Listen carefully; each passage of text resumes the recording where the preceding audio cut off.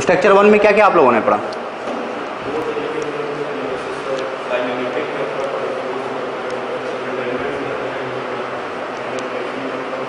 सबसे पहले आपने पहला यूनिट में पढ़ा इंडिटरमिनेंसी, है ना? स्टैटिक इंडिटरमिनेंसी और दूसरी kinematic इंडिटरमिनेंसी।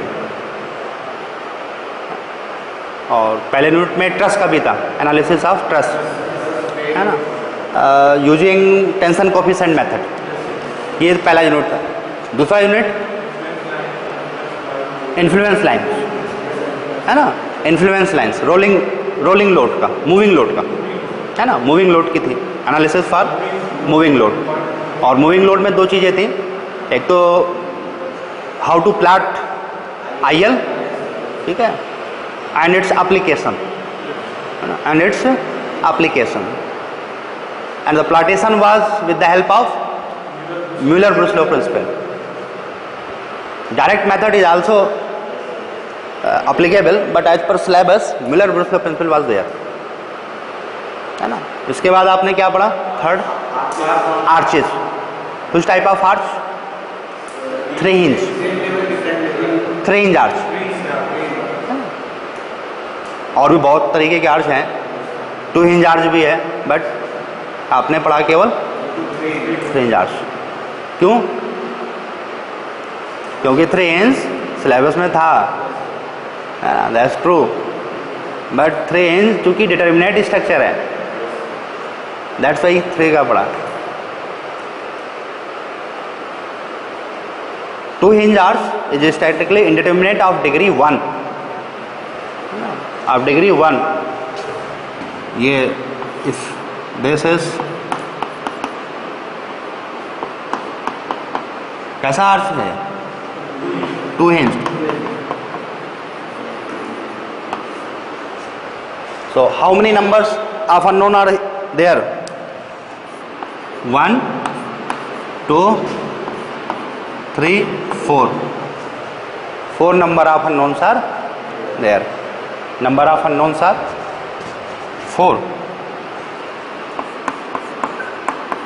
Number of unknowns are 4, and number of equilibrium equations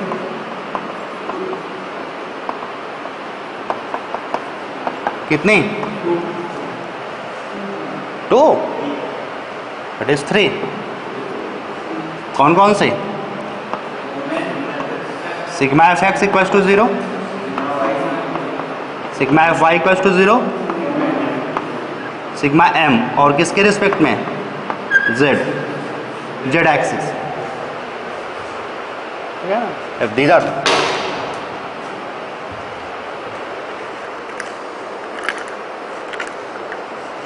these are the axes x, y and z. So moment along z axis 0. So 4 unknowns, equilibrium equations 3। Solve हो पाएगा? नहीं सॉल्व हो पाएगा, है ना। मतलब if this point is A B, so ये V A H A, similarly here V B और एच बी। एनालिसिस का मतलब है कि ये सारी की सारी चीज़ें हमें रिएक्शन पता हो, ठीक है। मतलब means we have 4 algebraic equations. अगर हमारे पास 4 एल्जेब्रिक इक्वेशन मिल जाएं इनसे रिलेटेड, तो हम उसको सॉल्व कर सकते हैं। लेकिन हमें मिलेगी कितनी? केवल 3 मिलेगी। इसलिए हम इसको इंडिटरमिनेट स्ट्रक्चर कहते हैं, इसलिए हम इसको इंडिटरमिनेट करते हैं।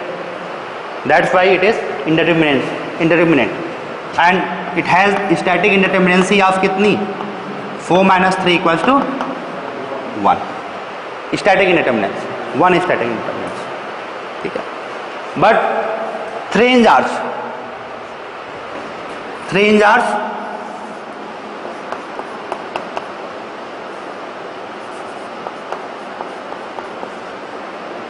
इसमें अगर if we insert internal hinge, then number of equilibrium equation कितना हो जाएगा फॉर दिस केस 3 + 1, 3 + 1, 1 का मतलब क्या, यहां पे एम्स मोमेंट 0, चाहे आप लेफ्ट साइड का या राइट साइड का, किधर का भी मोमेंट ले, the value will be 0, and therefore what will be the static indeterminacy of this, it will be 4 - 4 = 0, and this is called as 3-hinged arch. This is 3-hinge arch.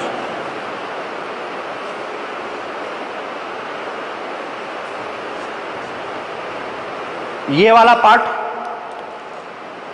हमारा है यहाँ से, this one, ये है हमारा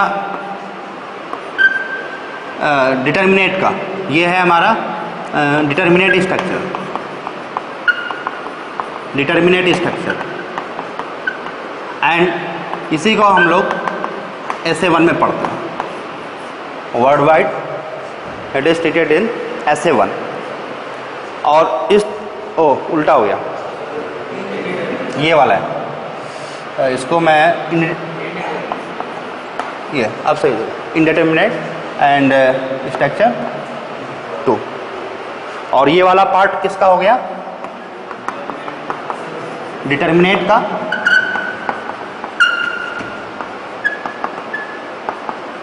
determinate का, और हम लोग करते हैं SA1 में, ठीक है। तो इसमें एनालिसिस करने के लिए इसमें हमें क्या करना होगा, नहीं इंटरनल हिंज हम प्रोवाइड नहीं है, क्या कर सकते हैं, करना क्या होगा, तो समझ में आ रहा है। उसमें एक इक्वेशन हमें और डेवलप करनी होगी, we have to develop one more equation, we have to develop one more equation so that all these unknown forces can be calculated। 3 तो हमारे पास है, कोई दिक्कत नहीं है, 3 तो हम बना ही लेंगे, sigma FX, sigma FI, sigma MZ = 0 करके बना लेंगे, लेकिन 3 से काम हमारा नहीं चलेगा, एक हमें और चाहिए। तो दैट एडिशनल इक्वेशन, कैसे हम बनाए एडिशनल इक्वेशन, यही सब प्रोसीजर हमें सीखना है। SA2 में यही सब करना है। अभी तक मैं बस एक ही चीज़ आपसे डिस्कस करना चाह रहा था कि क्या हम स्ट्रक्चर 2 में करते क्या है, स्ट्रक्चर 2 में हम करते क्या है।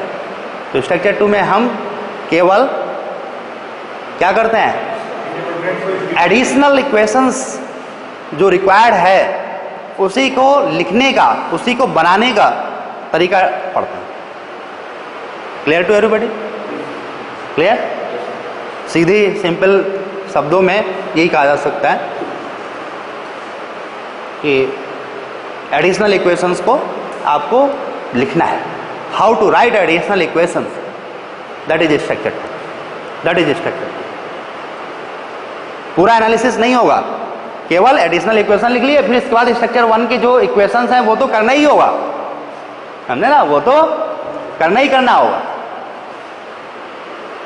ठीक है, वो करना ही करना है आपको। बस एडिशनल इक्वेशन लिखने के तरीके बहुत सारे मेथड हैं, बहुत सारे मेथड्स हैं जो कि हमें पढ़ने हैं 1 by 1। So analysis method, next I will discuss analysis methods. Purpose समझ गया, स्ट्रक्चर 2 में क्या करना है हमें, क्लियर ना।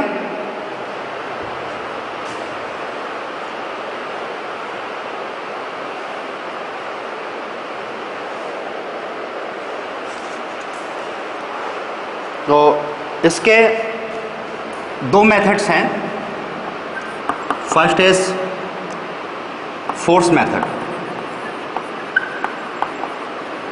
and another is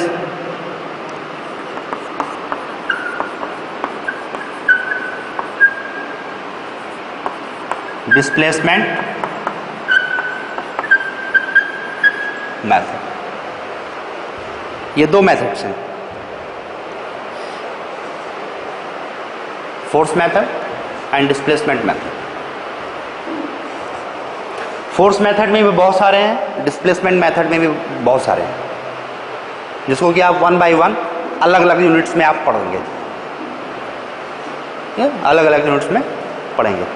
moment distribution, slope deflection method, consistent deformation method, है ना, एनर्जी मेथड, बहुत सारे मेथड।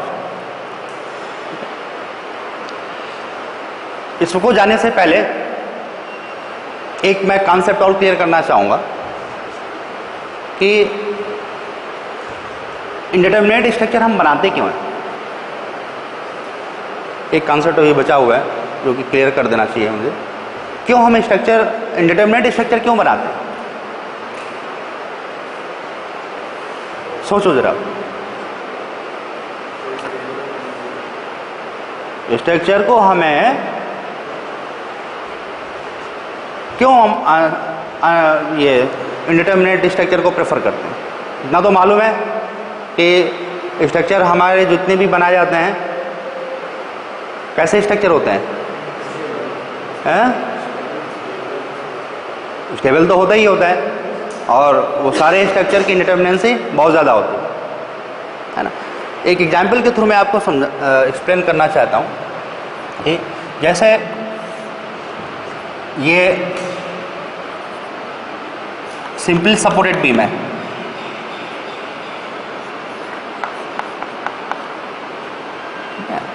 इसमें या चलो ऐसे ही कर लेता हूँ, सिंपल सपोर्टेड बीम, ठीक है। इसमें अगर हमने यूडीएल लगाया तो कैसा ये बीम, कैसी बीम है ये? डिटरमिनेट या इंडिटरमिनेट? डिटरमिनेट है ना। क्यों? क्योंकि one unknown, vertical reaction here, यहाँ पे वर्टिकल रिएक्शन, यहाँ पे vertical reaction, 3 unknowns, 3 equilibrium equation, so determinate है ना। और अगर हम, और डिग्री ऑफ फ्रीडम कितनी यहाँ पे?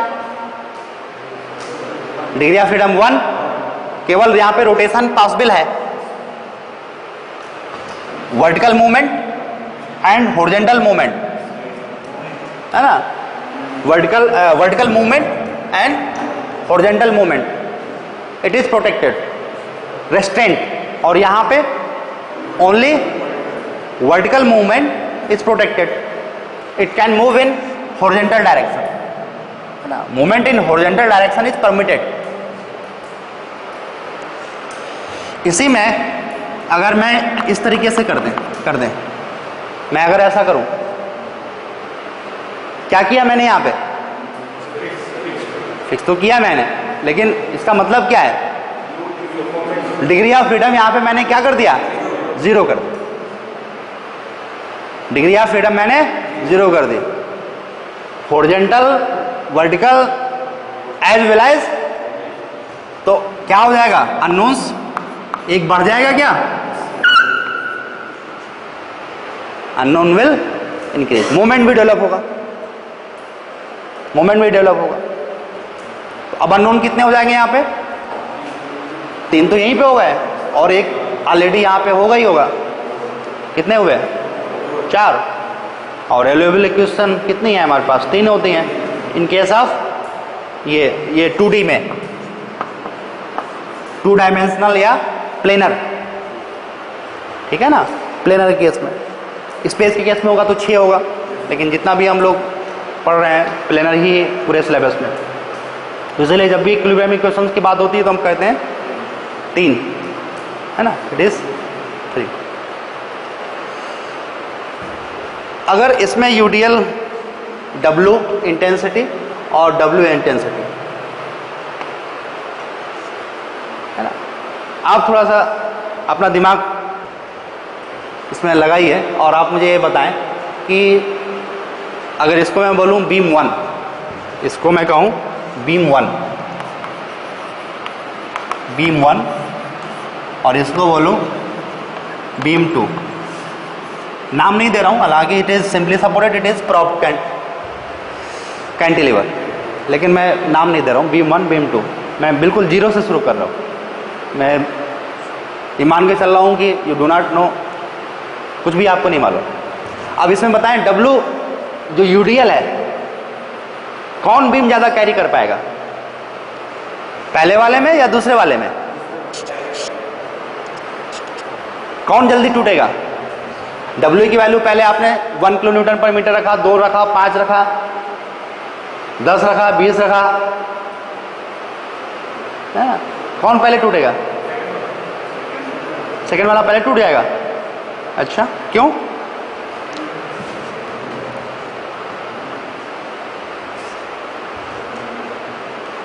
डिफॉर्मेशन किस में ज़्यादा होगा? डिफॉर्मेशन किस में ज़्यादा होगा?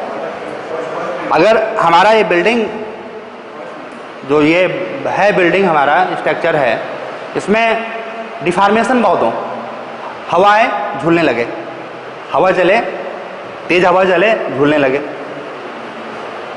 है ना? कार है ना? कार हिलने डुलने लगे, ज़्यादा स्पीड पे हिलने डुलने लगे, है ना? तो ये सब क्या है? Unstable, it is unstable. तो हमारा स्ट्रक्चर अनस्टेबल भी नहीं होना चाहिए। पसंद करेंगे क्या कि आंधी तूफान आए और हिलना शुरू हो जाए? हम तो ये भी चाहेंगे कि कितने भी रेक्टर स्केल पे अर्थक्वेक की प्रॉब्लम आए उसको भी वो बियर कर जाए। हम तो यही चाहेंगे। ये बिल्कुल नहीं चाहेंगे कि जिस तरीके का डिस्टर्बेंस हो उसी के जैसे ही काम करना शुरू कर दे। मतलब अगर लोड एडिशनल आ जाए तो डिफॉर्मेशन हम मिनिमम से मिनिमम हम चाहते हैं। Disturbances, deformation means disturbances. जिस तरीके से हम लोग मिनिमम डिस्टर्बेंसेस पसंद करते हैं या कोई भी डिस्टर्बेंसेस नहीं चाहते, सबसे अच्छा क्या होता है? हमें प्रॉब्लम कब होती है? जब हमें कोई डिस्टर्ब करता है। हमें कब प्रॉब्लम होती है? डिस्टर्ब करता है। और डिस्टर्ब क्या होता है? अपनी टांग अड़ाना, है ना? जरूरत नहीं है फिर भी इंटरफेरेंस, नहीं जरूरत है, मतलब हम समझ रहे हैं कि जरूरत नहीं है, वो समझ रहा है जरूरत है, इसीलिए तो वो आ रहा है। मैच नहीं हो रही है, फ्रीक्वेंसी नहीं मैच हो रही है। एक सोच रहा है जरूरत नहीं है, दूसरा सोच रहा है जरूरत है। आपस में जब आते हैं तो क्या होता है? कोलिजन होता है ना? डिफॉर्मेशन होता है। लगाएगा, डिफॉर्म होगा, आप भी फिर उधर लगाओगे, फोर्स लगाओगे। नेचुरल सी बात है। जब कोई आपको डिस्टर्ब करेगा, फोर्स लगाएगा, तो न्यूटन थर्ड लॉ अप्लाई हो जाएगा। आप भी अप्लाई करोगे तो फिर डिफॉर्मेशंस होंगे, स्ट्रेस आएगी। अब वहां पे हम लोगों में मेंटल स्ट्रेस आएगी। स्ट्रक्चर में वो दिखता है, स्ट्रक्चर में वो दिखता है। तो इस वाले में डिग्री ऑफ फ्रीडम यहाँ पे 1 है, यहाँ पे 0 है ना? यहाँ पे तो हमने सेम है, कोई दिक्कत नहीं। तो सीधी सी बात है, अगर इसमें हमने लगाया, लोड लगाया, तो ये कुछ डिफ्लेक्ट होगी ऐसे, और लोड लगाया और डिफ्लेक्ट होगी, और ज़्यादा लोड लगाया और डिफ्लेक्ट होगा, नहीं होगा? ये मान लें W1 पे है, ये W2 पे है, ये W3 पे है, तो या W1 is greater than W2 is greater than W3, increasing order. इस वाले केस में जरा देखो, यहाँ पे डिग्री ऑफ फ्रीडम 0, तो इसका, और यहाँ पे वही है, तो जैसे आप लगाओगे तो ये कुछ ऐसे, ये ऐसे, और फर्दर आपने बढ़ाया,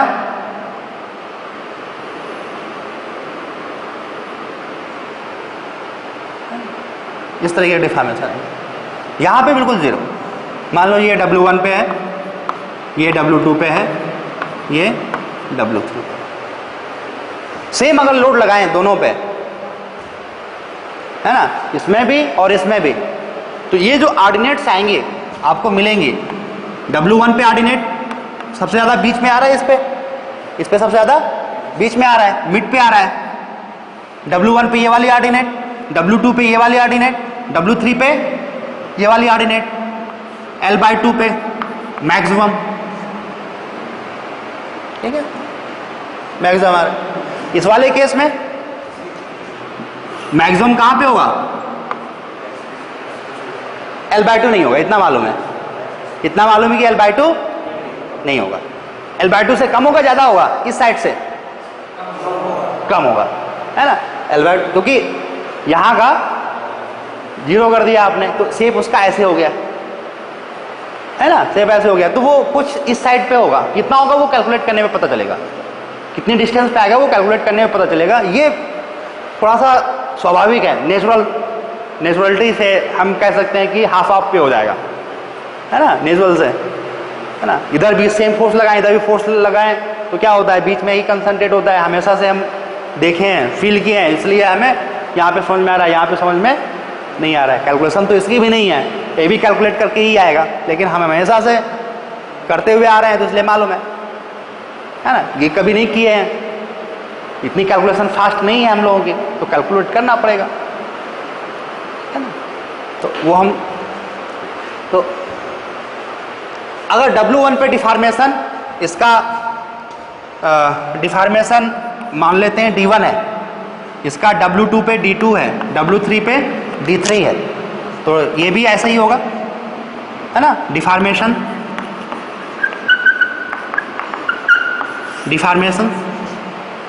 है ना। इसी तरीके से इसमें अगर हम करें तो इसमें डिफॉर्मेशन से D1 डैश इसको करें, ये D1 कितने पे? W1 पे, W2 पे D2 डैश और W3 पे D3 डैश, है ना। इतना तो हमें मालूम ही है कि साइन उल्टा कर दिया क्या यहाँ पे? आप बोले क्यों नहीं? बोले, तुरंत बोले, उल्टा कर दिया हमने साइन। आपको तो ये वाला सही था, ये गलत था, है? W3 सबसे ज्यादा, ये सर, W3 सबसे ज्यादा ये, तो ये वाला तो फिर सही था, हो जाएगा, है ना। सबसे ज्यादा क्या होगा? ये इट इज द मैक्सिमम, ये मैक्सिमम, और इस केस में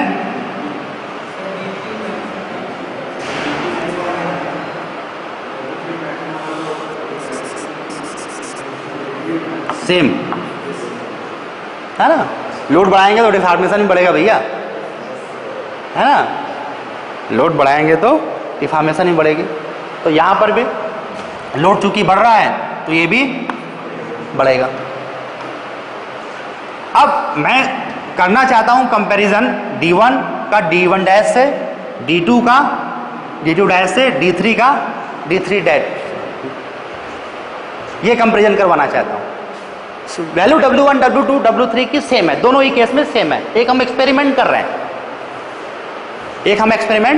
रहे हैं, और ये इतना कॉमन एक्सपेरिमेंट है कि लैब में जाने की जरूरत नहीं है, हमेशा से देखते हुए आ रहे हैं, तो समझ में भी आ जाएगा। एक थोड़ी अंडरस्टैंडिंग है, रीजनिंग है ना।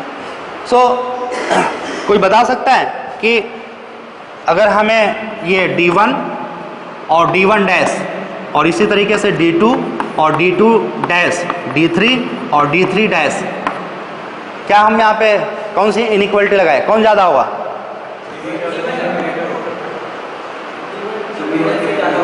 D1 ज़्यादा होगा, D1 डैश से ज़्यादा होगा, ये वाला भी ज़्यादा होगा, तो equality sign will be this. Clear है ना? तो इसका क्या मतलब हुआ? कि दिस टाइप ऑफ स्ट्रक्चर, जो कि ये कैसा था, ये बीम 1 डिटर्मिनेट का था, बीम 2 डिटर्मिनेट के लिया, इंडिटर्मिनेट के लिया हमने। इसका मतलब है कि इट विल हैव क्या? More deformation, it will have more deformation as compare to this, है ना, मोर डिफॉर्मेशन और इधर less deformation, deformation, less deformation. So which one will be preferable? Beam 2, क्योंकि डिफॉर्मेशन हम कम चाहेंगे भाई. सेम लोड लगा रहे हैं, बाजार में जाते हैं हम सामान लेने जाते हैं तो हमारी क्या प्रायोरिटी रहती है? ज़्यादा रहे, है ना, कम से कम हमें देना पड़े और ज़्यादा चीज़ें हमें, फीचर्स, मोबाइल लेने जा रहे हैं तो चाहेंगे कि 5,000 6,000 में वो सारे फीचर्स आ जाएं जो 15,000 वाले में आते हैं. चाहते नहीं जाते हैं? माइक्रोमैक्स है, बहुत सारे ब्रांड्स हैं, है ना, क्योंकि एप्पल के फीचर्स कम पैसे में भी मिल जाते हैं, है ना. अब उसमें भी होता है पर्सन टू पर्सन डिफरेंस होता है. कोई क्वालिटी पसंद करता है, कोई ब्रांड पसंद करता है, कोई केवल फीचर्स पसंद करता है ना. लेकिन यहाँ पे स्ट्रक्चर के केस में जो प्रायोरिटी है, प्रायोरिटी हुई है डिफॉर्मेशन बिल्कुल जीरो हो, नो डिफॉर्मेशन. स्ट्रक्चर है यहाँ पे बिल्कुल नहीं चाहेंगे कि 1 mm भी हिल जाए. चाहेंगे हम 30 स्टोरी की हाई राइज बिल्डिंग्स हैं, टॉप फ्लोर वाला बिल्कुल नहीं चाहेगा कि 1 mm भी हिले. जिस दिन 1 mm हिल जाएगा उस दिन वो छोड़ छाड़ के भाग जाएगा. नहीं भागेगा.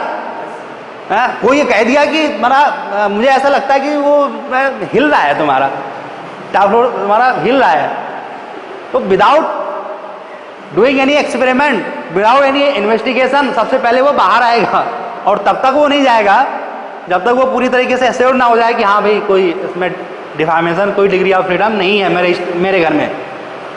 मेरे घर में कोई भी डिग्री ऑफ फ्रीडम नहीं है, कैसा भी लोड आ जाए मैं सेफ हूँ, तभी तो रहेगा वो, है ना. तो less deformation, this one beam 2 will preferable, beam 2 will be preferable. Means conclusion क्या ड्रा हुआ? इंडिटरमिनेट टाइप ऑफ बीम या indeterminate type of structures are preferable, ठीक है ना. अभी तक मैंने 2 चीजें क्लियर की, आपकी 2 चीजों की अंडरस्टैंडिंग डेवलप कराई. पहली चीज अंडरस्टैंडिंग डेवलप कराई, होते क्या है, ठीक है ना, होता क्या है, ठीक है. और फिर मैं डेवलप कराया कि कौन सा प्रेफर किया जाएगा, कौन सा प्रेफर किया जाएगा, कौन सा प्रेफर किया जाएगा. तो इतना तो हमें पता चल गया कि ये प्रेफरेबल है, और इतना ये भी पता चल गया कि इसकी कैलकुलेशन और डिजाइन इसके कंपैरेटिवली क्या होगी, इस वाले की, मीन्स इसकी इधर आ जाए, वही तो सेम चीज तो है यहाँ पे, है ना. वो स्ट्रक्चर डिटर्मिनेट है, बीम 1 वाला डिटर्मिनेट है, डिटर्मिनेट मतलब ये वाला, इसकी एनालिसिस इजी होगी या इसकी जी होगी, बताएं किसकी जी होगी एनालिसिस? इस वाले की जी होगी ना. इस वाले में तो काम ज़्यादा करना होगा. कौन सा काम ज़्यादा करना होगा? एक एडिशनल इक्वेशन वाला काम, बनाने वाला काम. तो हमारा काम बढ़ जाएगा. हाँ, वो लेंथ भी नहीं मालूम है. तो इंडिटरमिनेट टाइप के बीम को एनालिसिस करने में या डिजाइन करने में हमारा काफ़ी काम बढ़ जाता है, काफ़ी काम हमारा बढ़ जाता है. लेकिन हम काम के डर से उसको बनाना बंद नहीं कर देंगे, है ना. काम के डर से केवल उसको बनाना बंद नहीं कर देंगे, काम करेंगे, पढ़ेंगे, हम टेक्नोलॉजी डेवलप करेंगे, कंप्यूटर्स में प्रोग्रामिंग करेंगे, ठीक है ना. अच्छा, तो ये अब इसमें ये जो मैंने इधर लिखे हुए हैं मेथड, फोर्स मेथड और डिस्प्लेसमेंट मेथड, इसके बारे में मैं थोड़ा सा कॉन्सेप्ट डेवलप करना चाहूँगा. तीसरा मेरा इंपॉर्टेंट थिंग है कि रीजनिंग में डेवलप करवाऊँ फोर्स और डिस्प्लेसमेंट मेथड, ठीक है. और ये करते क्या है, इतना तो मैंने बता ही चुका था, नोट कर देता हूँ इधर. क्या करते हैं ये, पर्पस क्या है हमारा, क्या लिखा जाए यहाँ पे, क्या लिखा जाए इसका purpose? Method of analysis means purpose, मैं पर्पज लिखना चाहता हूँ, मतलब क्या करते हैं, व्हाट वी डू। बताया था ना यहाँ पे एडिशनल इक्वेशन वाला है। Method analysis, method means procedure, procedure to write additional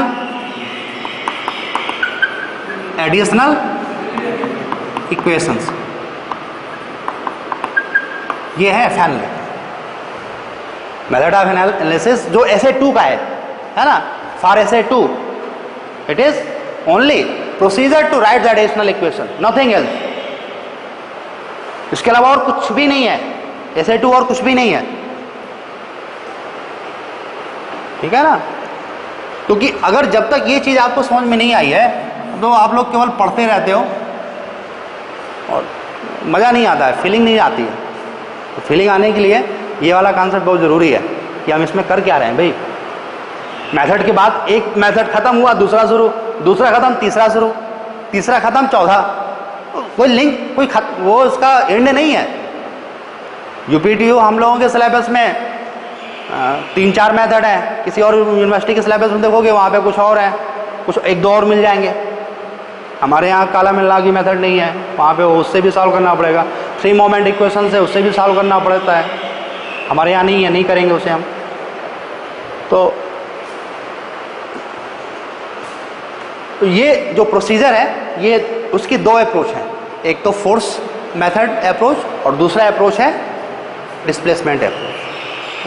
अब मेरा यही काम है इन दोनों की रीजनिंग डेवलप करवाना, फोर्स मेथड और डिस्प्लेस मेथड के बेसिक कॉन्सेप्ट क्या है, उसके पीछे क्या हम इसमें करेंगे, क्या मेथड क्या है, वो तो बात की बात है। जब 1 by 1 तो डिस्कस होगा ही होगा, डिटेल में डिस्कस होगा। लेकिन आज मैं यहाँ पे आपको सिर्फ ये बताना चाहता हूँ कि फोर्स मेथड में जितने भी सारे इंक्लूडेड हैं, मैं इसमें लिख देता हूँ। फोर्स मेथड में बहुत सारे हैं, जैसे एक तो सबसे पहला consistent deformation method, consistent deformation method, और दूसरा एनर्जी मेथड या कस्टिग्लियानो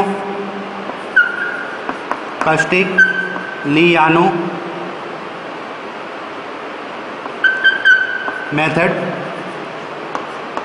यूनिट लोड मेथड, ये वर्चुअल वर्क मेथड,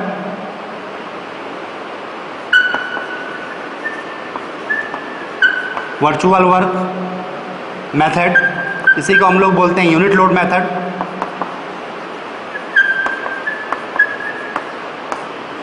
इसको नोट कर लो आप लोग, और भी बहुत सारे हैं, मैं थोड़ा देखकर बताता हूँ।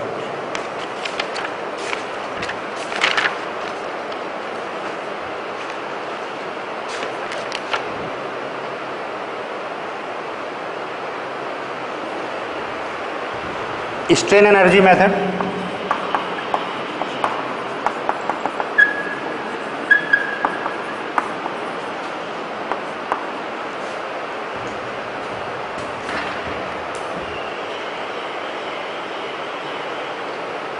Column analogy and कैपलन।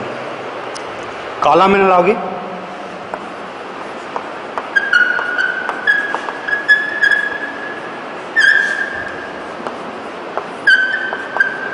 स्पेलिंग क्या है,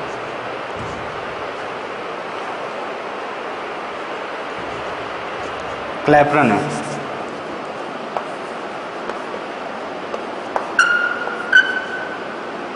क्लैपरन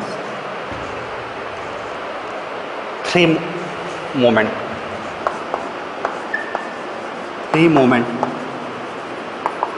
method, 3 moment equation. Displacement method में slope deflection,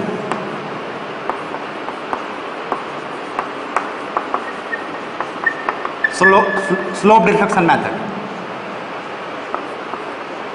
moment distribution,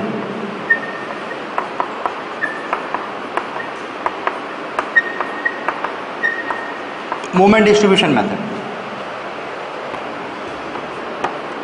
Kani's method, Kani's method,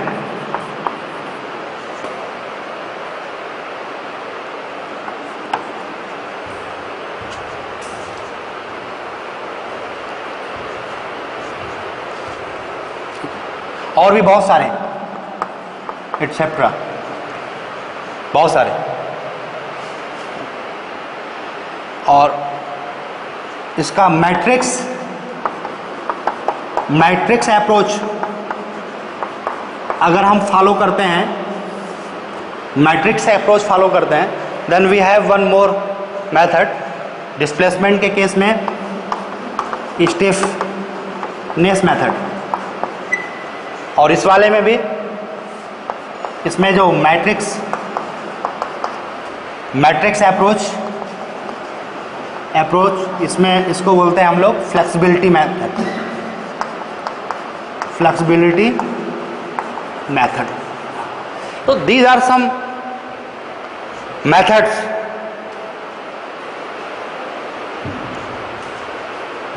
which are being studied in SA2। SA2 में ये सारे मेथड्स हम लोग वन बाय वन इसको हम लोग पढ़ते हैं। हाँ, दोनों से अभी आ रहा हूँ सीखने, वही मेरा आज का काम वही है। इन दोनों के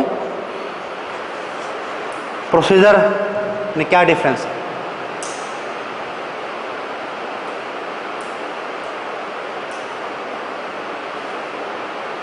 ठीक है, आगे चलते हैं।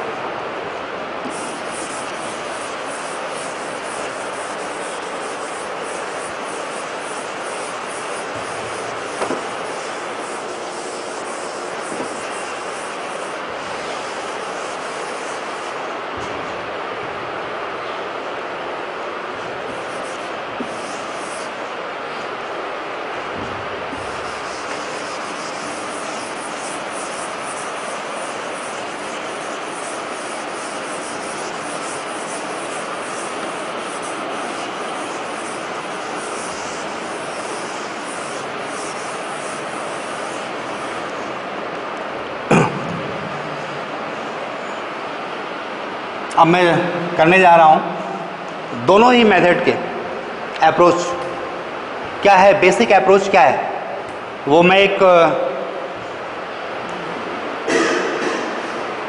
बेसिक अप्रोच को मैं क्लेरिफाई करने की कोशिश कर रहा हूँ। जैसे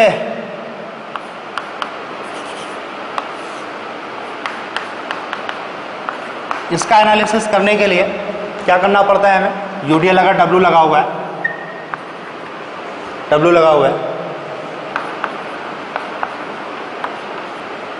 VA, VB और ये HA। तो पहली इक्वेशन लगाया हमने, सिग्मा FX इक्वल्स टू 0, क्या मिल जाएगा हमें, HA इक्वल्स टू 0। तो पहला तो अपने आप ही नोन हो गया।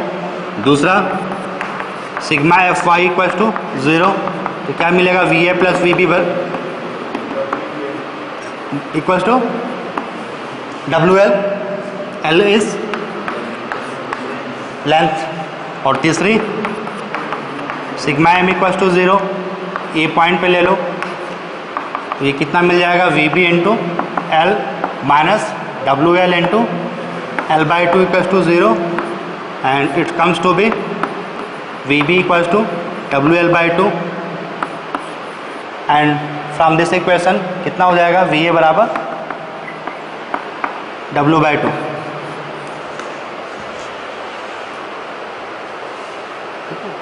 अब इसका BMD प्लॉट करने के लिए,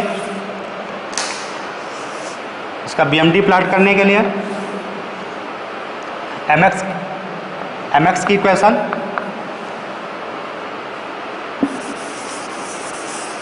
बेंडिंग मोमेंट फॉर BMD के लिए इक्वेशन क्या होगी, MX बराबर सेगमेंट हमें यहाँ पे केवल एक ही लेंगे, क्या एक ही है, अगर कितना हो जाएगा, इधर से अगर ये हम X डिस्टेंस पे लें तो कितना होगा, ये वी बी इंटू ये तो डब्ल्यू एल बाई टू आया, तो ये कितना W L by two into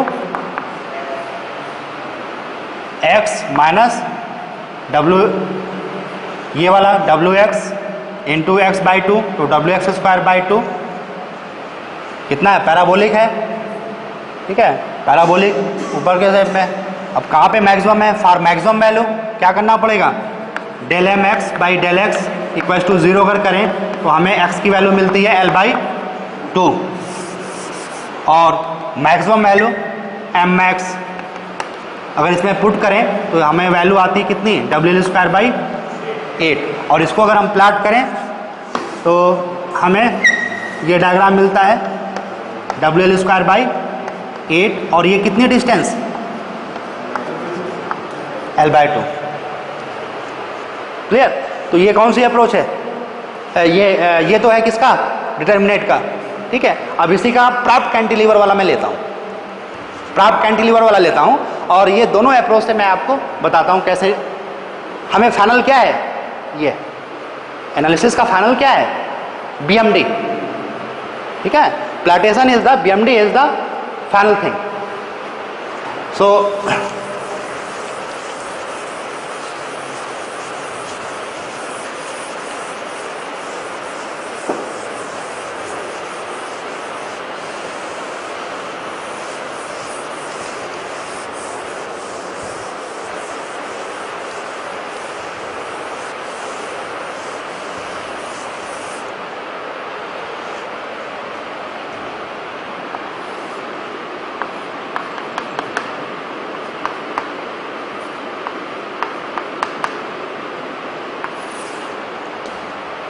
इधर approach one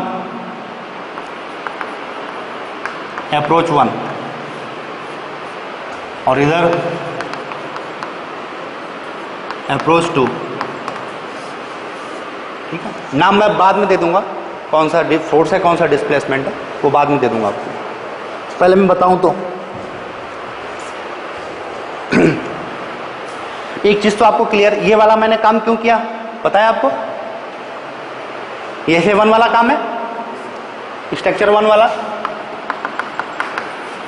this work is SA1 जो कि हम कर चुके हैं, पढ़ चुके हैं मतलब पिछले सेमेस्टर में। अब वाला काम क्या है हमारा SA2 का, SA2 में क्या करना होगा वो मैं अब बताने जा रहा हूं, बताने अब जा रहा हूं, और इसके बाद फिर उधर ही जाएंगे, वही वाली अप्रोच फॉलो करेंगे, अप्रोच हम वही वाली फॉलो करेंगे, ठीक है ना। इक्विलिब्रियम इक्वेशन उसके बाद भी लगाएंगे। तो इसमें क्या करें हम, सभी लोगों ने क्या, बहुत सारे लोगों ने डिफरेंट टाइप के मेथड्स जो है ना डेवलप किए। मैं आपको एक अप्रोच बताता हूं, आप सभी लोग समझो इसको। इस बीम में यूरियल लगा हुआ है W, क्या इस बीम को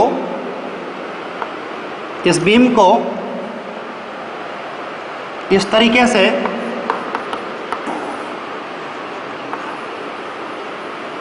अगर हम इसको फ्री कर दें, ये अगर ये पॉइंट A है, ये अगर ये VA है, और ये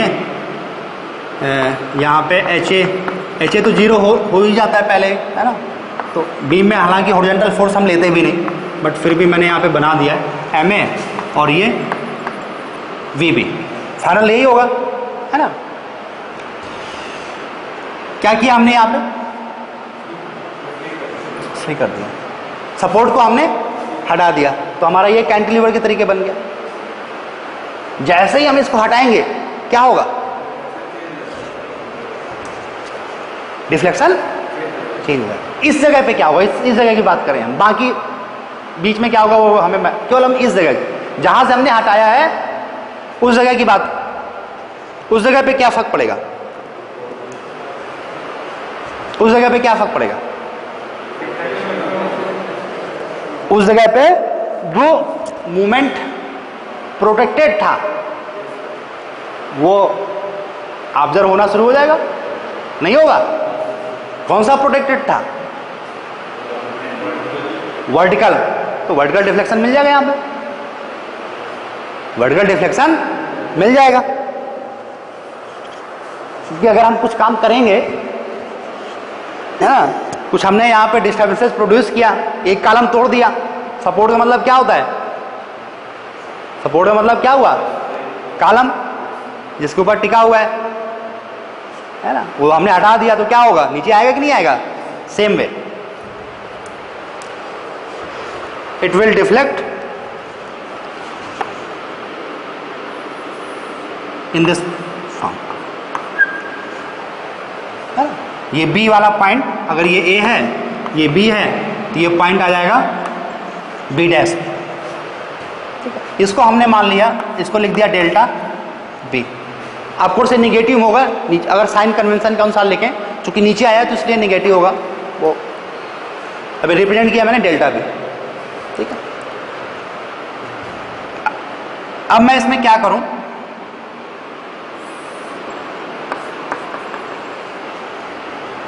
मैं आपसे ये कहूं कि यहां पे यूनिट फोर्स लगाया, वर्टिकल फोर्स लगाया। जब यूनिट वर्टिकल फोर्स लगाएंगे क्या होगा? ये वाला सिरा क्या होगा? ऊपर जाएगा क्या? ये वाला सिरा थोड़ा सा ऊपर जाएगा और ये कुछ ये ऐसे, और ये वाली वैल्यू मान लेते हैं, रिप्रेजेंट करते हैं डेल्टा बी बी से। इसके सिंबल है वो मैं बाद में डिस्कस करूंगा, लेकिन नोटेशन वही फॉलो कर रहा हूं ताकि चेंज ना करना पड़े मुझे। डेल्टा बी बी का सिग्निफिकेंस है, इसका भी सिग्निफिकेंस है, बाद में चीज मैं लिंक कर दूंगा, ठीक है। क्या किया मैंने इसमें? इस जगह पे हमने नीचे से एक पॉइंट लोड लगा दिया, नीचे से पॉइंट लोड लगा दिया 1 का। तो जैसे ही हम लगाएंगे, और क्या किया? लोड को हटा दिया, लोड को हटा दिया। जो लोड इस पे लगा हुआ था पहले वाले में, तो लोड को एज इट इज हमने लगाए रखा, और दूसरे वाले केस में क्या किया? लोड को हटाया, है ना, और जिस जगह पे जिसको हमने फ्री किया था उसकी वैल्यू हमने कितनी कर ली? 1 कर ली। वर्टिकल फोर्स था, वीबी क्या है? Vertical force. तो हमने वर्टिकल फोर्स की वैल्यू हमने 1 वहीं पे लगा दी, और जैसे ही अगर हम ये लगाएंगे तो ये कुछ डिफॉर्मेशन प्रोड्यूस करेगा, ठीक है। करेगा नहीं करेगा? तो अगर इन दोनों को, अगर इसमें हम इसकी वैल्यू, अगर हमें इसको हम मल्टीप्लाई कर दें किससे? वीबी से। संविधान समझे? इसको अगर मल्टीप्लाई कर दें वीबी से, इसमें जैसे ये आया एनालिसिस, हमें मालूम नहीं है वीबी की वैल्यू कितनी आ रही है, लेकिन बाय द वे जो भी इसकी वैल्यू हो, इसको अगर हम वीबी से मल्टीप्लाई करते हैं तो डिफॉर्मेशन किससे मल्टीप्लाई हो जाएगा? वीबी से मल्टीप्लाई हो जाएगा। हो जाएगा नहीं हो जाएगा? Very simple. 1 किलो न्यूटन का फोर्स लगाते हो तो मान लो कि इसमें 1 mm का, इसमें 5 mm का आया, तो 10 का लगाओगे तो कितना हो जाएगा? 50 का हो जाएगा, ठीक है। तो हमने एल्जेब्रिक फॉर्म पे ले लिए। वीबी अगर वीबी लगा होता, तो अगर वीबी लगा होता तो कितना होगा? उससे मल्टीप्लाई हो जाएगा, उससे मल्टीप्लाई हो जाएगा। बात क्लियर है? अब हमें वीबी कितना लगाना है, इस चीज पे हमें फोकस करना है। कितना वीबी लगाएं? वीबी कितना लगाएं? वीबी कितना लगाएं कि ये वाला जो डिफॉर्मेशन आया था उसके बराबर हो जाए। अगर वीबी कितना, भाई इसकी वैल्यू क्या होगी? किस पे डिपेंड करता है? किस पे डिपेंड कर रहा है? वीबी पे डिपेंड कर रहा है। वीबी की वैल्यू बढ़ेगी तो ये भी क्या हो जाएगा? ऊपर बढ़ेगा, ऊपर ये भी बढ़ेगा, ठीक है ना। लोड की वजह से इतना आ रहा है डेल्टा बी, तो फाइनली डिफ्लेक्शन क्या होना चाहिए हमारा? वीबी को कितना हम बढ़ाएंगे?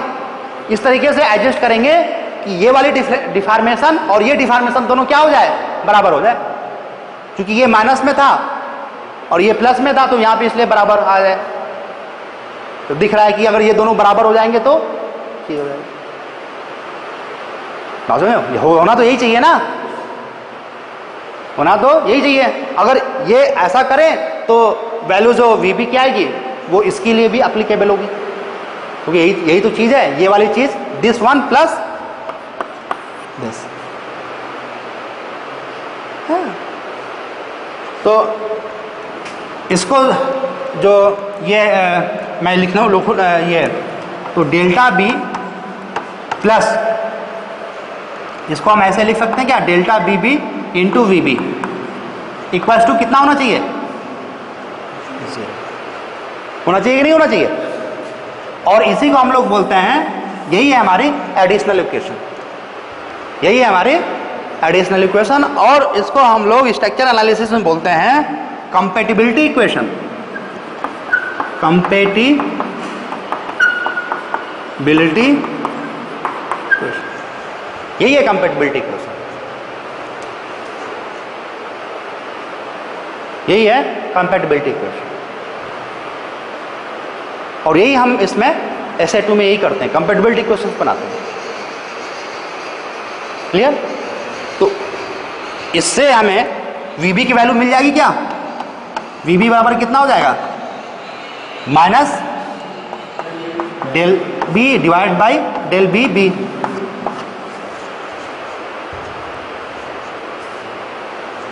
क्लियर? कोई डाउट किसी को यहां तक?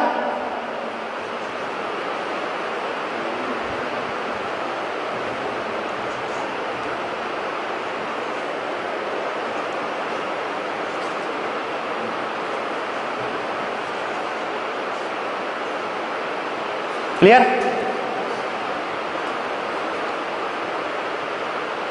अच्छा, तो क्या हमारा प्रॉब्लम सॉल्व हो गया, हो गया? नहीं सॉल्व हुआ?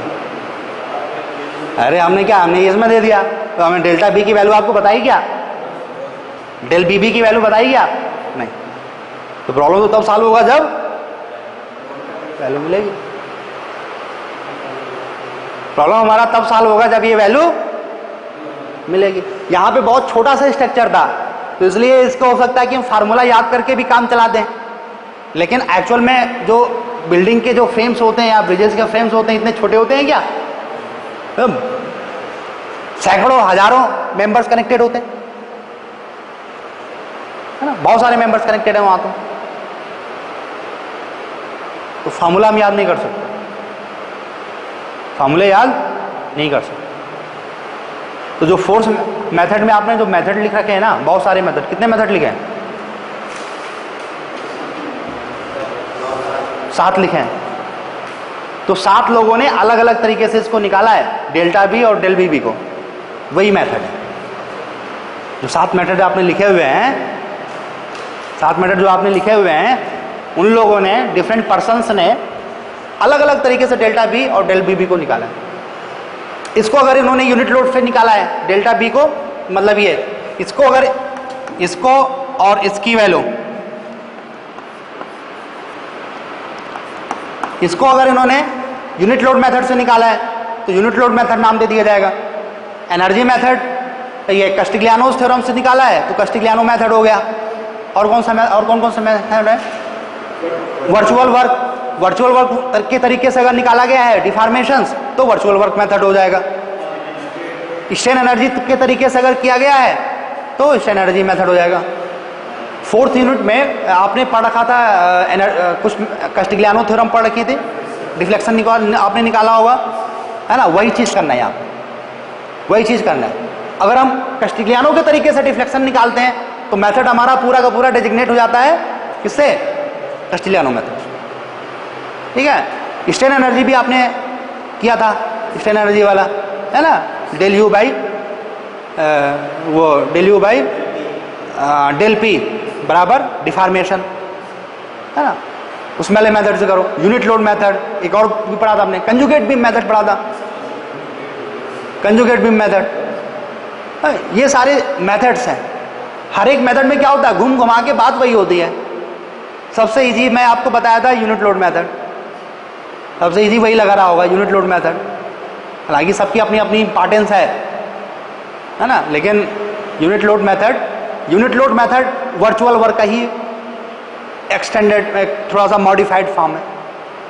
मॉडिफाइड फॉर्म क्या, मुझे तो पूरा सेम ही है, वर्चुअल वर्क ही है बेसिकली वो, है ना, virtual work unit load method. तो हर चीज उसमें सब घूम घुमा के चीज वही है, डिफरेंट लोगों ने डिफरेंट तरीके से उसको प्रेजेंट किया तो डिफरेंट मेथड पड़ गए। ठीक है, मैं इसकी वैल्यू आपको बता देता हूं, इसको किसी भी मेथड से कैलकुलेट करो, किसी भी मेथड से इसको कैलकुलेट करो। डेल्टा बी की वैल्यू आती है, डेल्टा बी की वैल्यू है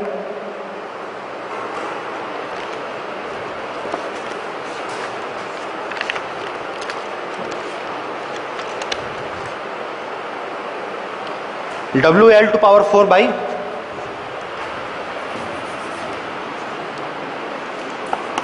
WL to power 4 by ATI, ATI है ना, और ये है L क्यूब बाई, और इसकी वैल्यू है L क्यूब बाई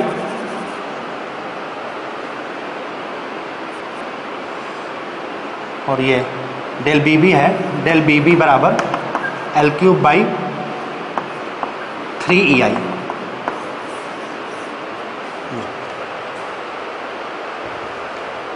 ठीक है, अभी मैं इस पे नहीं जा रहा हूं, इसका डिटेल पे नहीं जा रहा हूं, कुछ तो आप कर भी चुके हो वैसे, है ना। तो ये कस्टिग्लियानो मेथड, एनर्जी मेथड कर भी चुके हो, किसी से भी करो वैल्यू यही आएगी, है ना। EI मालूम ही है आपको क्या है, तो ये वाली वैल्यू मिल जाएगी क्या।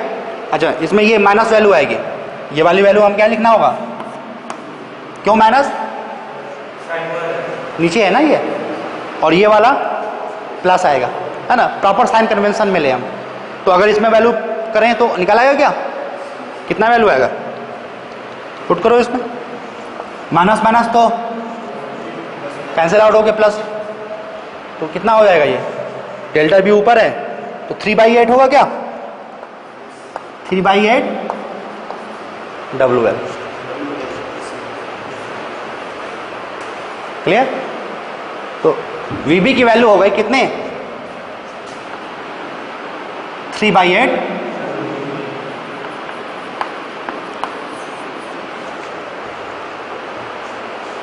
अब काम कर लोगे क्या, बाकी सारे निकाल लोगे,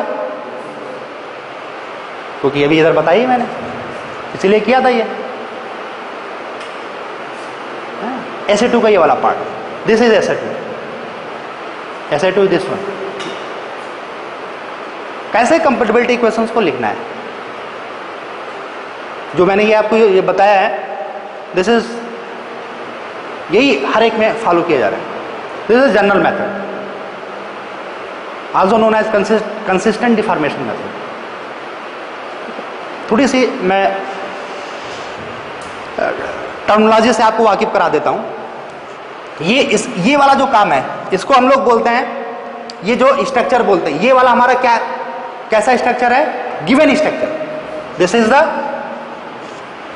गिवन स्ट्रक्चर।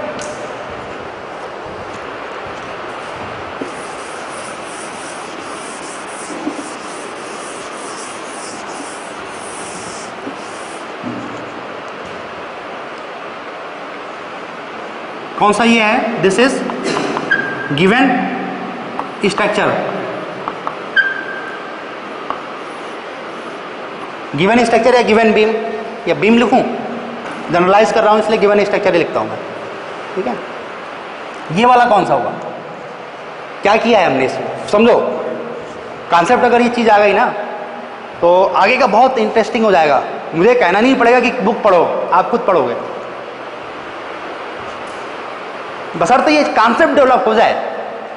जो मैं आपको डिलीवर कर रहा हूं इसके लिए बहुत आपको मेहनत करनी पड़ती है, इतनी जल्दी डेवलप नहीं होगा। It will take lot of effort,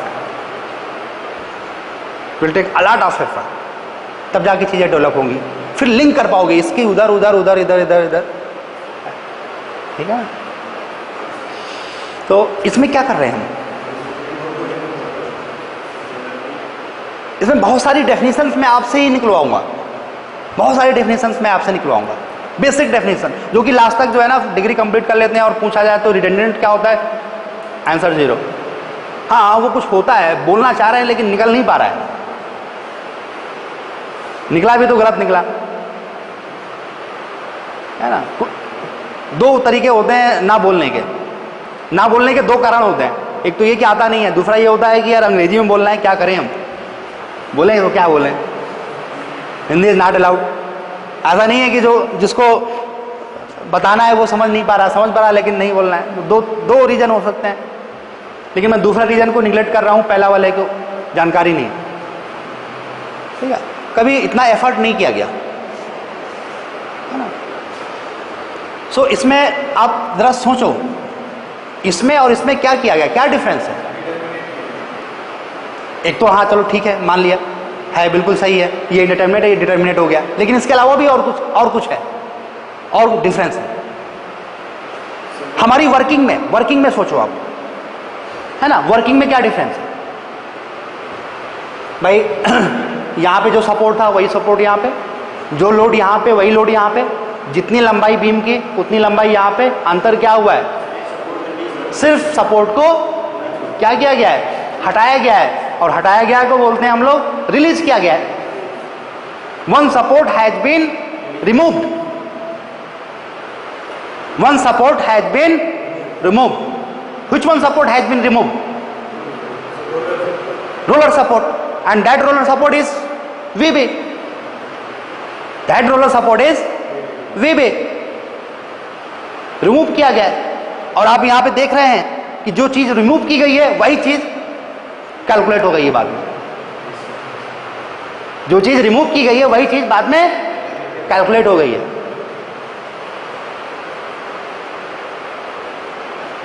समझो इसको, ये एक ऐसा स्ट्रक्चर है जिसमें कि कुछ फोर्सेस को रिलीज किया जा रहा है, कुछ फोर्सेस को रिलीज किया जा रहा है, और जिन फोर्सेस को रिलीज किया जा रहा है बाद में उनको कैलकुलेट करते हैं, जिन फोर्सेस को रिलीज किया जा रहा है उनको बाद में कैलकुलेट करते हैं। तो यहां पे दो चीजें हैं, पहली चीज जिन फोर्स को कैलकुलेट किया जा रहा है या जिनको रिलीज किया जा रहा है उनको हम लोग बोलते हैं रिडंडेंट्स।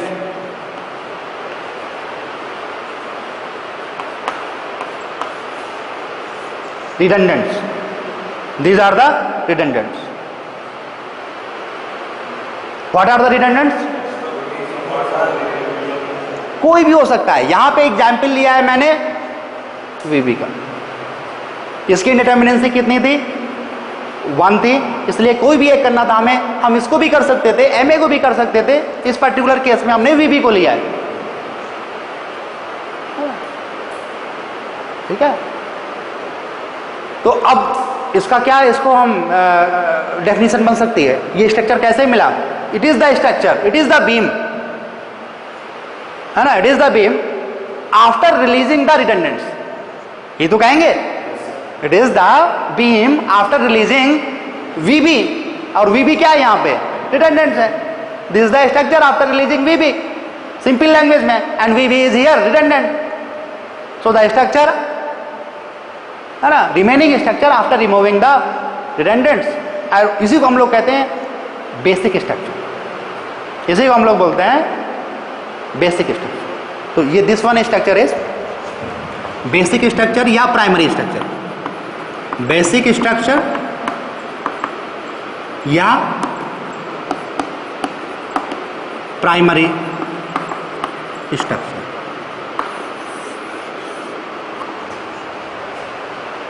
Clear?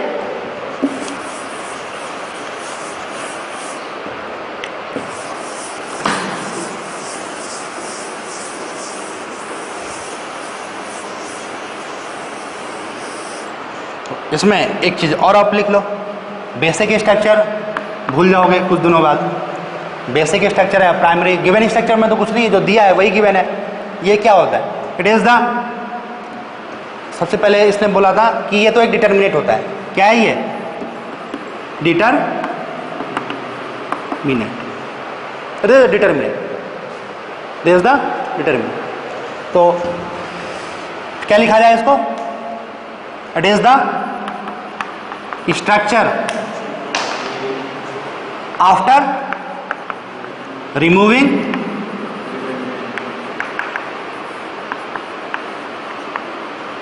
redundants to get determinate structure. What is this is the basic structure. A structure after removing redundants to get the determinate structure. In this case, VB is the redundants. Redundants is this. VB is the redundants. इस case में एक ही तो था ज्यादा, VB redundant था।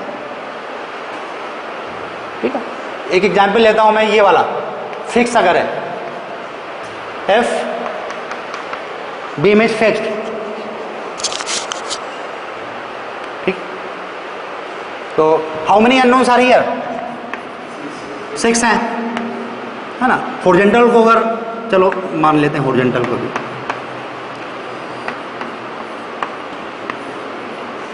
तो how many number of, इसको ये हॉरिजॉन्टल को हम लोग बीम में लेते नहीं, आपको मैंने बताया था पिछले बार भी, है ना। हॉरिजॉन्टल को हम लोग लेते नहीं है, तो नंबर ऑफ अननोन्स, अब जब हॉरिजॉन्टल को लेते नहीं तो सिग्मा एफएक्स भी कैंसिल आउट हो गई, तो इक्विलिब्रियम इक्वेशन कितनी बची? 2। हमेशा ध्यान रखना, बहुत कंफ्यूजन होता है आप लोगों को, कुछ किताब में इक्विलिब्रियम इक्वेशन 2 लिखा है, कहीं पे 3 लिखा है, समझ में नहीं आता है। मैं भी बहुत दिनों तक परेशान था। तो बात दोनों सही है, बात दोनों ही सही है, उसका कहने का तरीका क्या है वो पिक करना है। कहने का तरीका ये है कि भैया बीम में हॉरिजॉन्टल रिएक्शंस 0 होती है ना, कंसीडर ही नहीं करते हो। 0 इसलिए होती है कि हमेशा जो फोर्स उस पर लगता है, क्या लगता है? वर्टिकल फोर्स लगता है, हमेशा वर्टिकल फोर्स बीम में लगता है। तो जब वर्टिकल फोर्स लग रहा है तो उसका हॉरिजॉन्टल कंपोनेंट क्या होगा? ऑलवेज 0। तो कहे को बार बार लिखो सिग्मा एफएक्स इक्वल टू 0 लिखा हो, बाद में सब 0 कर दिया, ठीक है ना। That's right.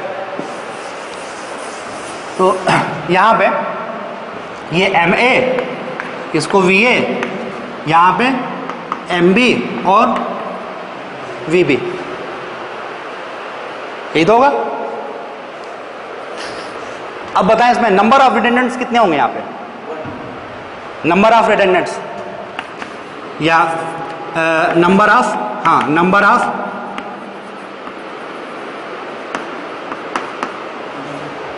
ऑफ रिडंडेंट्स यहां पे कितना था? इस वाले में केवल VB था, 1 था। यहां पे कितना होगा?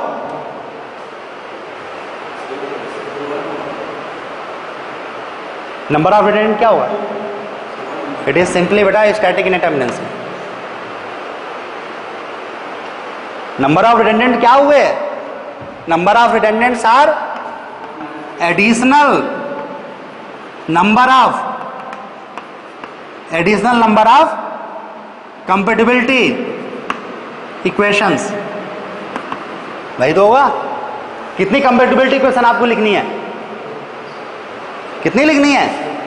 2 लिखनी है। और वो कहां से मिलेगा? Static indeterminacy. तो number of redundant equal to static indeterminacy, है ना, या additional equations required, additional number of compatibility equations, additional number of compatibility equations. तो स्टैटिक इनडिटरमिनेंसी को इस तरीके से भी डिफाइन किया जाता है। पिछली बार मैंने बताया था, लेकिन आपको ज़्यादा समझ में नहीं आया होगा कि रिडंडेंसी, इसको हम रिडंडेंसी भी बोलते हैं। स्टैटिक इनडिटरमिनेंसी को हम क्या बोलते हैं?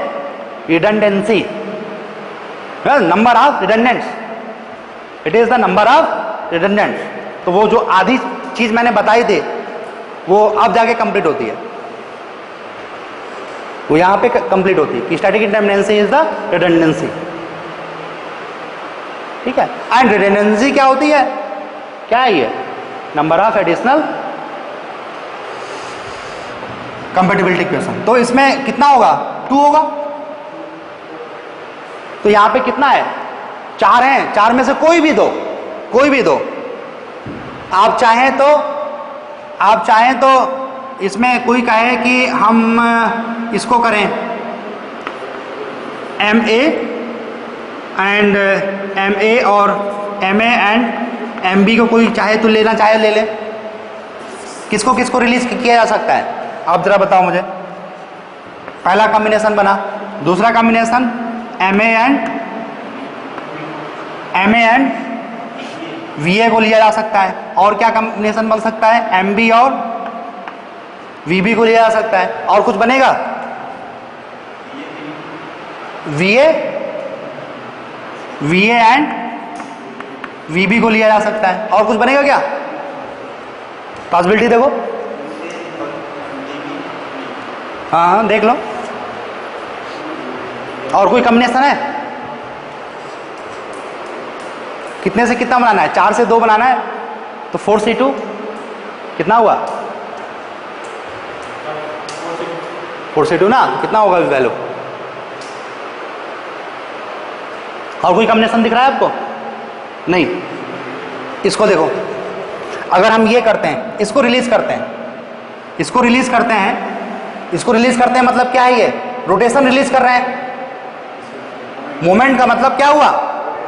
रोटेशन को रिलीज कर रहे हैं। तो ये किस में कन्वर्ट हो जाएगी? मतलब 1 डिग्री ऑफ फ्रीडम बढ़ जाएगी। इसका मतलब क्या है? MA का मतलब इसको अगर रिलीज कर रहे हैं, है ना, ये मैं नीचे क्या लिख रहा हूं? It is the possibility to release, it is the possibility to, it is the possibility to release. Either इतना सारा हम काम कर सकते हैं, और भी देखेंगे इसके बाद शायद कुछ कर सकते हैं कि नहीं कर सकते। हो सकता है इसमें से कुछ कैंसिल आउट हो जाए कि हम कर ही नहीं सकते। क्लियर? सो MA को रिलीज कर रहे हैं, इसका मतलब यहां पे क्या हो जाएगा? ए पॉइंट पे क्या हो जाएगा? हिंज हो जाएगा, करेक्ट। और B पॉइंट पे क्या हो जाएगा? और UDL अगर है यहां पे तो same. This will be the primary structure, this is the basic structure. अगर हम किसको रिलीज करते हैं? MA और MB। अगर हम इनको रिडंडेंट्स मानते हैं, MA और MB को रिडंडेंट्स मानते हैं, तो इनको अगर रिडंडेंट्स मानते हैं तो ये वाली जो अप्रोच थी बाद में इसको कैलकुलेट भी करेंगे। रिडंडेंट्स मानने यही है, अगर हमने रिडंडेंट्स उसको मान लिया तो बाद में वही वैल्यू हम कैलकुलेट भी करेंगे। ठीक है, वही वैल्यू बाद में कैलकुलेट भी करेंगे, है ना। एक छोटा सा एग्जांपल लेके मैंने आपको बताया भी था। 2 हो जाएंगे तो काम बढ़ेगा, 3 हो जाएंगे तो और बढ़ेगा। जितने नंबर ऑफ रिडंडेंट्स होते जाएंगे उतना ही कॉम्प्लेक्सिटी बढ़ेगी। ठीक है, बात समझ में आ रही है सबको? जरा इसका बनाओ, इसका क्या बनेगा? ए पे कुछ कर रहे हो क्या? ए पे कुछ कर रहे हो? ए पे रिलीज कर रहे हो तो हिंज हो गया ए पे। VA पे क्या कर रहे हो? यहां पे VA कैसे बनेगा? ये यहां पे लगाया जाए, ये रोटेशन भी अलाउड होगा, MB पे अलाउड होगा। अच्छा एक मिनट, ठीक है, सॉरी। तो A को रिप्लेस, तो B तो वैसा ही रहेगा, B तो वैसा ही रहेगा, है ना। A पे क्या हो गया? फ्री हो गया, A विल बी फ्री, और UDL ऐसे आ गया,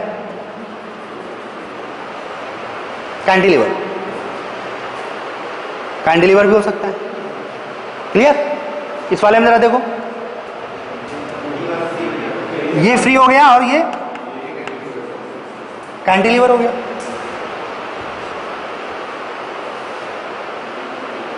क्लियर? ये वाला वो कैसे लिखा जाए? कौन सा हिंज आएगा, कौन सा सपोर्ट आएगा? यहां पे मैं बना देता हूं एक्चुअली। अगर VA और VB को हमने किया, वैसे आप जरा ये देखो, इसमें अगर VA वर्टिकल मूवमेंट आपने रिलीज कर दिया तो क्या होगा, जो नीचे होगा दब जाएगा, गिर जाएगा वेट की वजह से। ये मेरे हाथ में है, जैसे मैं इसको छोड़ूंगा नीचे जाएगी, तो ये क्या हो जाएगा, ये इट विल अनस्टेबल, अनस्टेबल। तो इसलिए इसको हम बात ही नहीं करेंगे इसकी। है क्या स्ट्रक्चर, स्ट्रक्चर का मतलब होता है स्टेबल, स्टेबल है। जैसे ही आपने चलो ठीक है इसको रिमूव कर दिया, कोई दिक्कत नहीं, यहां पे है एक जगह पे टिका हुआ है, लेकिन दोनों ही आपने कर दिया है ना। कबूतर के दो टांग पे बैठता है ना, एक टांग पे किया कोई दिक्कत नहीं, रोएगा चिल्लाएगा आवाज करेगा कोई दिक्कत नहीं है ना। एक टांग तोड़ दी चिल्लाएगा लेकिन बैठेगा, दोनों टांग तोड़ दो क्या हुआ, बैठेगा क्या, वो चिल्लाएगा भी, वो गिर भी जाएगा, सेम है ना, गिर जाएगा भैया, इसलिए नॉट पॉसिबल।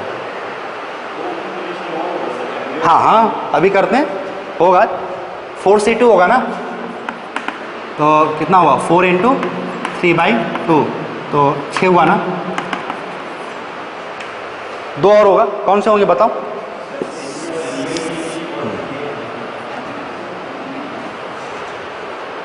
इधर ही कर देता हूं है ना, ये तो नोट कर ही लिया होगा ना।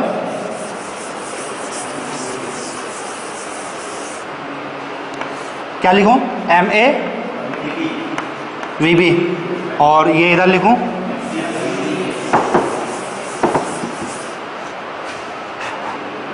MB, और यही दो और पॉसिबिलिटी थी, यही दो पॉसिबिलिटी और थी। 6 हो गई अब टोटल, 4c2 हो गया। जरा बनाते हैं इसको।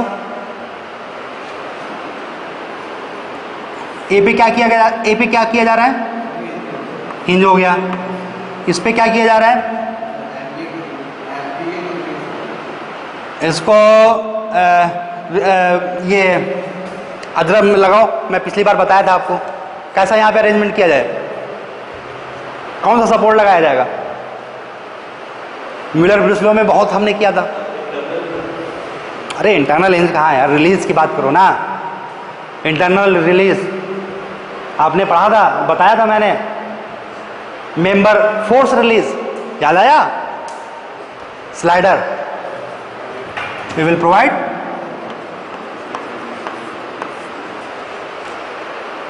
नहीं वर्टिकल है, बस कुल वर्टिकल खत्म हुआ है, बाकी थोड़ी खत्म हुआ है। स्लाइडर है, बाकी जैसा लोड है वैसे ही रहेगा। तो पॉसिबल है ये, नो प्रॉब्लम। तो इसका तो बना ही लोगे, उल्टा हो जाएगा। सही बनाया था ना मैंने ये, हाँ बी पे ही रिलीज किया, ठीक है। ये किया और यहां पे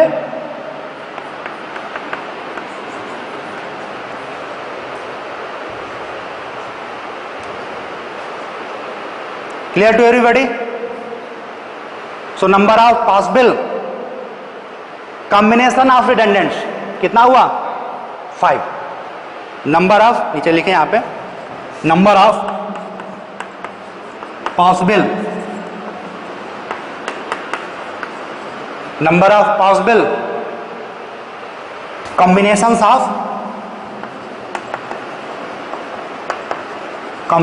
of dents is equal to 6 - 1 equals to 5। और वो कैंसिल क्यों हुआ था, अनस्टेबल, इसलिए कैंसिल हुआ था।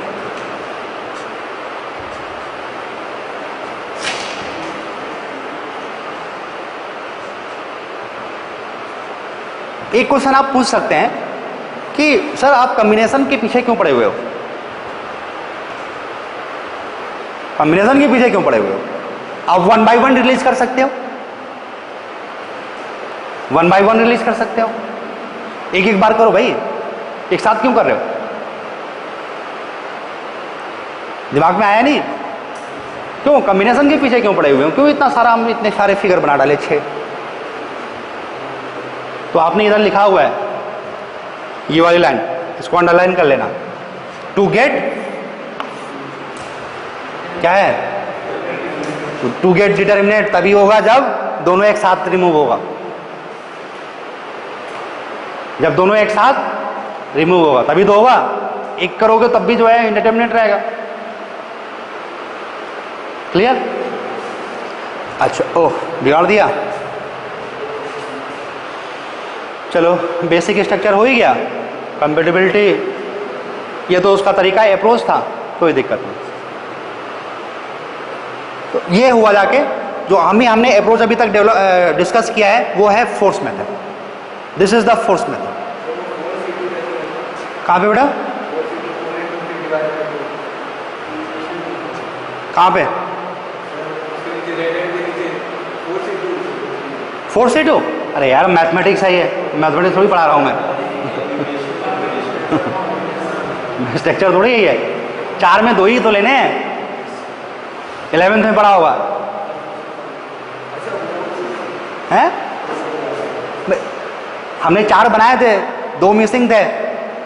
एक ने कहा ज़्यादा होगा, मैंने कहा कि 4C2 होगा, कितना होता है? तो 6। मैं कहा 2 बाद में देखेंगे कौन सा मिसिंग है, ठीक है ना? तो 4C2 की वैल्यू कैलकुलेट करें। अच्छा, अब दूसरा आता है हम, कौन सा, किस पे आए हम, किस पे आए हम? Approach second, displacement.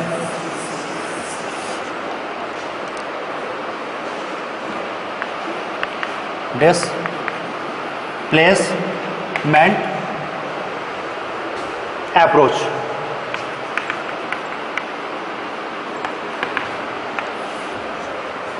Displacement approach.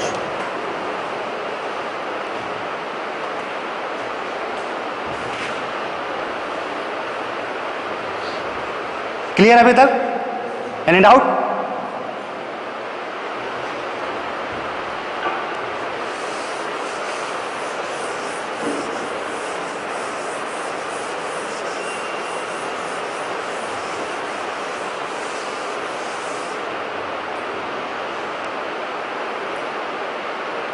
तो आपको मैंने जो फोर्स मेथड में इससे पहले अभी तक डिस्कस किया ना, जो 7 मेथड जो लिखे हुए हैं, 7 मेथड में यही चीज होती है।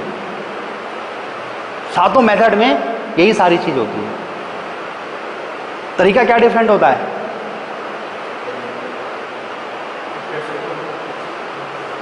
क्या डिफरेंस होता है?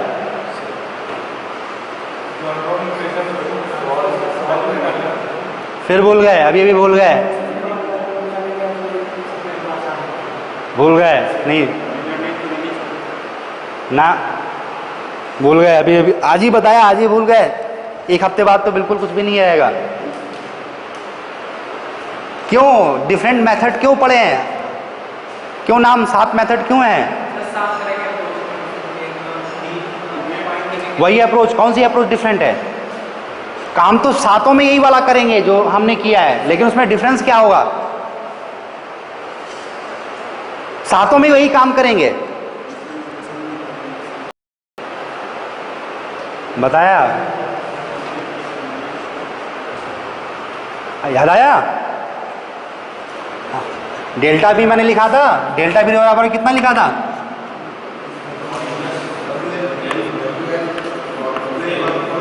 भाई डेल बी भी कितना लिखा था?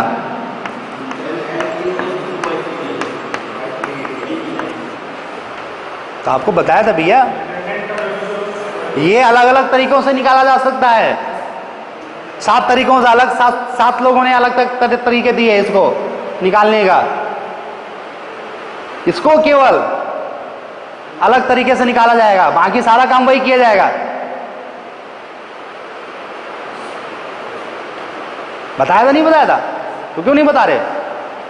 ये हैं, ये अलग तरीके हैं, इसीलिए फोर्स मेथड पढ़ा हुआ है। फोर्स मेथड केवल एक ही है। स्ट्रक्चर एनालिसिस से कितने मेथड है? आपका जवाब होगा केवल 2 हैं सर। कौन सा? एक फोर्स है, दूसरा डिस्प्लेसमेंट है। अब फोर्स में पूछे फोर्स में कौन कौन से मेथड हैं, तो फिर आप बताओगे, ठीक है ना। फोर्स एक ऐसा है कि जो सारे का सब यूनिवर्सल सेट है, सारे मेथड उसी को फॉलो करते हैं। कैसे फॉलो करते हैं वो मैंने आपको बताया यहाँ पे, है ना। ये डेल्टा बी और डेल बी भी, इसको हमें ये तरीके अलग हैं कैलकुलेट करने के। स्ट्रेन एनर्जी, कस्टिग्लियानो थ्योरम, है ना, हर एक चीज से सेम ही तो वैल्यू आती है। कंजुगेट बीम मेथड कुछ तो आप पढ़ रखो, ठीक है। ये है डिफरेंस। फोर्स अपनी जगह पे, फोर्स मेथड अपनी जगह पे है। फोर्स मेथड क्या है, अप्रोच, है ना, ठीक है, क्लियर। इसी तरीके से डिस्प्लेसमेंट में भी होगा, इसी तरीके से डिस्प्लेसमेंट में भी। डिस्प्लेसमेंट में आपको मैं बताता हूं, बीम हमारा प्रॉप्ड था ना, ऐसे। डिस्प्लेसमेंट मेथड जरूर है, डिस्प्लेसमेंट मेथड जरूर है, लेकिन डिस्प्लेसमेंट मेथड में भी हम क्या करेंगे, क्या करेंगे इसमें, SA2 लगाएंगे। और SA2 क्या है, procedure to right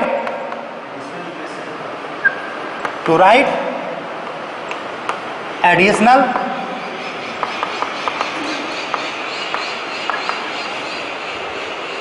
procedure to write additional. उसमें भी हमने किया था, इसमें भी वही करेंगे। चीज जो मैं बोल रहा हूं पहले बोल रहा हूं, अभी भी बोल रहा हूं, additional procedure to write additional equation, ठीक है। समझिए, थोड़ा समझिएगा इसको।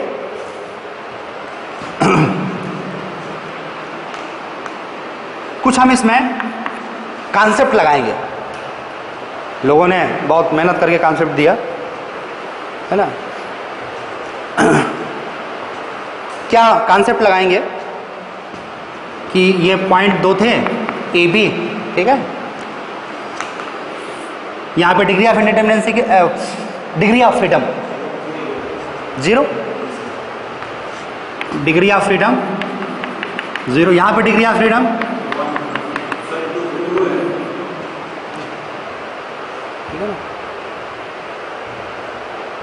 पहला डिफरेंस मैं बता देता हूं, आप लोग याद रखिएगा। एग्जाम में पूछा जाता है, लोग पूछते हैं कि force method is based on, force method में कौन सी इंडिटरमिनेंसी यूज होती है, तो आपका जवाब होगा स्टैटिक इंडिटरमिनेंसी। फोर्स मेथड में कौन सी इंडिटरमिनेंसी यूज होती है, तो स्टैटिक इंडिटरमिनेंसी, क्योंकि वो रिडंडेंट पे बेस्ड है, और रिडंडेंट ही क्या होती है, स्टैटिक इंडिटरमिनेंसी। तो क्वेश्चन आपसे वाइवा में पूछ लेते हैं, तो हमेशा दिमाग में उसको रखना, ठीक है। और ये वाला जो है डिग्री ऑफ फ्रीडम पे बेस्ड है, मतलब काइनेमेटिक इंडिटरमिनेंसी। काइनेमेटिक इंडिटरमिनेंसी क्या बताया था मैंने, degree of freedom, it is the final degree of freedom. इसकी कितनी है, 2 है, 0 यहाँ पे, ज्वाइंट्स पे आपको कंसिडर करना होता है। Kinematic indeterminacy is the final degree of freedom at joint, ठीक है ना, degree of freedom at joint. So क्या करते हैं हम, यहां पे तो 0 था, कोई दिक्कत नहीं, यहां पर भी 0 कर देते हैं, यहां पर भी टोटल डिग्री ऑफ फ्रीडम 0, हर एक ज्वाइंट की डिग्री ऑफ फ्रीडम 0 अगर कर दें। और ऐसे क्या किया हमने, we apply remove all degree of freedom, remove all degree of freedom at A and B both, remove degree of freedom at A and B both, ठीक। तो जब डिग्री ऑफ फ्रीडम गायब कर दोगे, तो इसमें पहले से देखो, इसमें अगर UDL WE लगा हुआ है, तो इसमें डिफॉर्मेशन कैसे आएगा, ऐसे आएगा। इस वाले में, इसमें कैसे आएगा,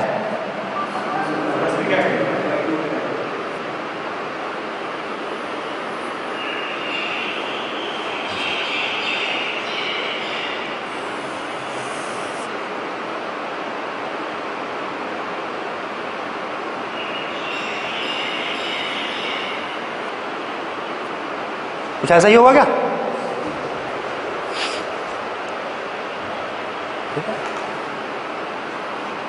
डिग्री ऑफ फ्रीडम जैसे ही आप 0 करोगे ये हो जाएगा।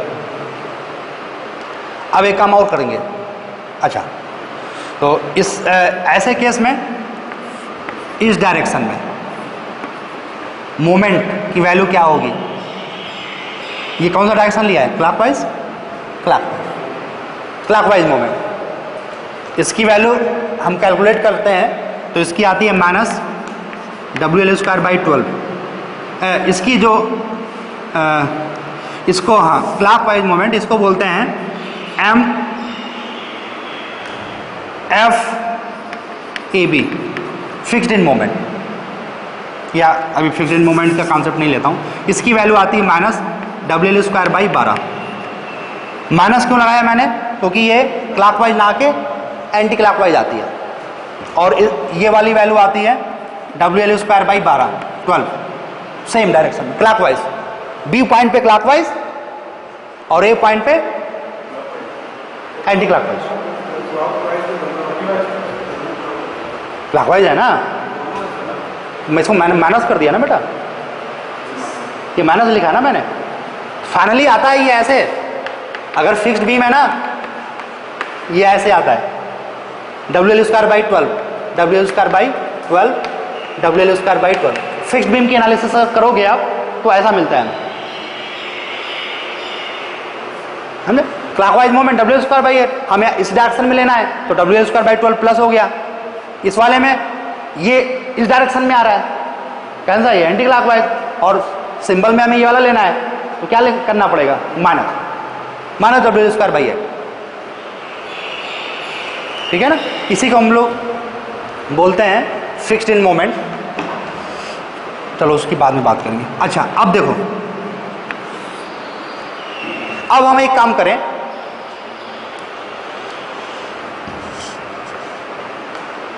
यहां पे डिग्री ऑफ फ्रीडम तो उतनी है, 0 ही है। यहां पे थीटा बी, यहां पे degree of freedom suppose it is theta B value.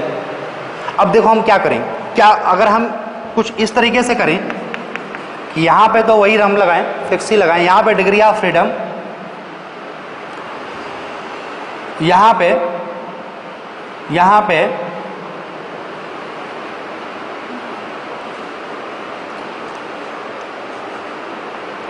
समझने वाली चीज है यहां पे।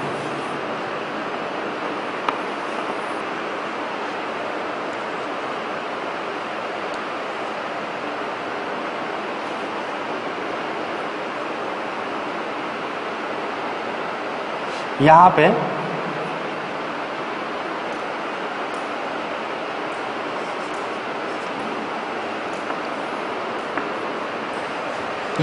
यहां पे हमें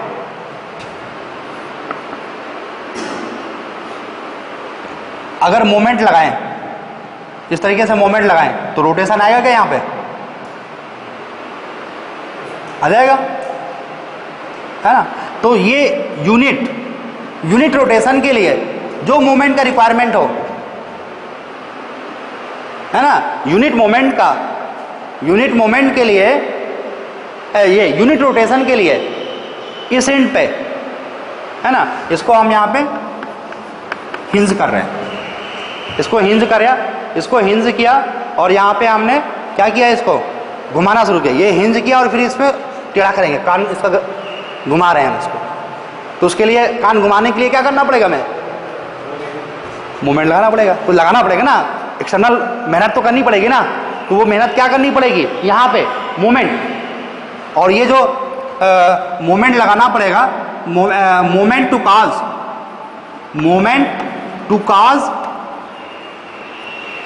cause unit rotation, moment to cause unit rotation at A, ये सॉरी बी है, ये एट बी, इसी को हम लोग बोलते हैं स्टिफनेस।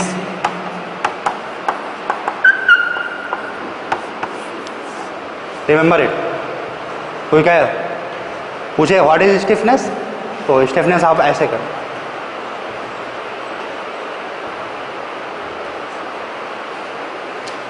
किसी कोई भी पर्टिकुलर पॉइंट किसी भी पर्टिकुलर पॉइंट में यूनिट रोटेशन प्रोवाइड करने के लिए जो मोमेंट की जरूरत पड़ती है that is called as stiffness. It is the required moment to cause unit rotation.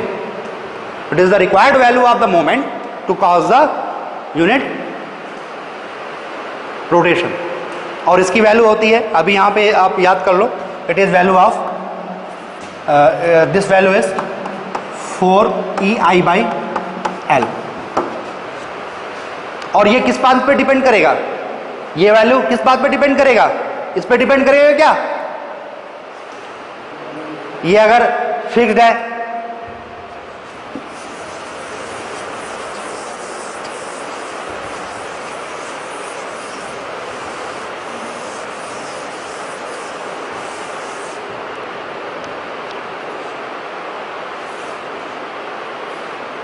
दो केसेस देखो,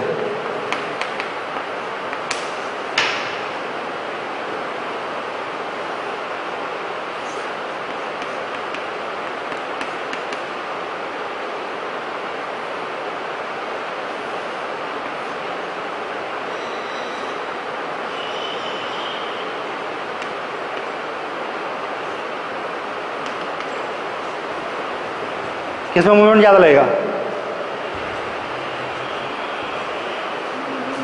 समझो, किसमें मूवमेंट ज्यादा लगाना पड़ेगा, फर्स्ट वाले में, फर्स्ट वाले में लगाना पड़ेगा ना. सेकंड वाले में कम लगा, क्योंकि यहाँ पे खुद ही डिग्री ऑफ फ्रीडम कम है, तो इसकी वैल्यू होती है 4EI/L और इसकी वैल्यू होती है 3EI/L. याद कर लेना, इसको नोट करके लिख लेना. ये आती है stiffness, this is the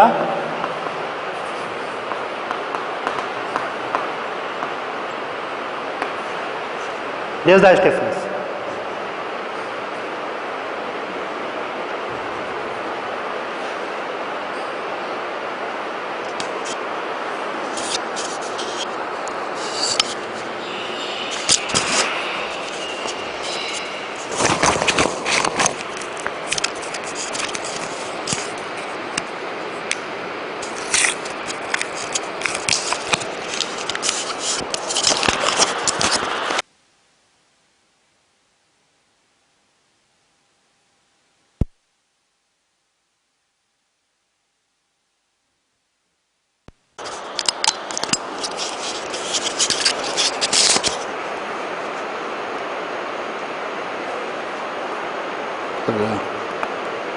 hello,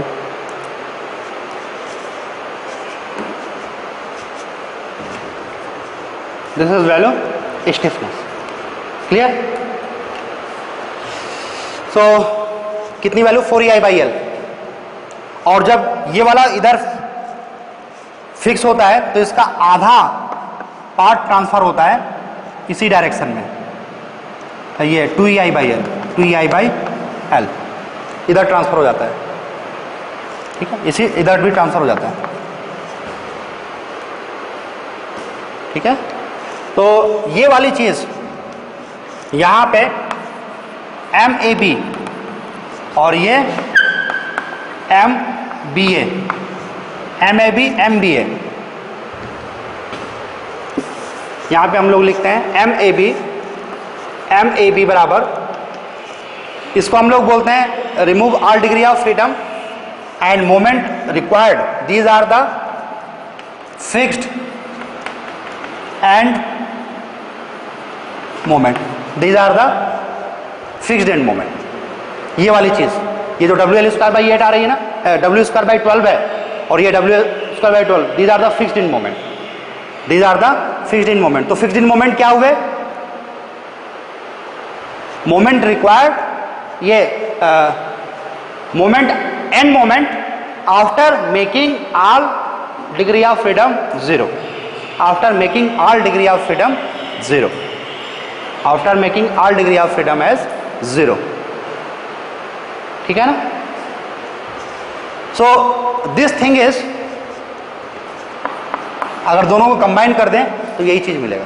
अगर हाँ दोनों को, अगर इसमें ये यूनिट था, तो अगर ये इसको मल्टीप्लाई करें हम किससे, थीटा बी से, क्योंकि यहां पे थीटा बी था, तो ये वाला किससे मल्टीप्लाई हो जाएगा, थीटा बी से, और ये भी मल्टीप्लाई किससे हो जाएगा, थीटा बी से, वो भी मल्टीप्लाई हो जाएगा थीटा बी से।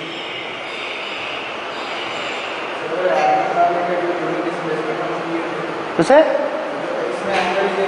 हाँ, इसमें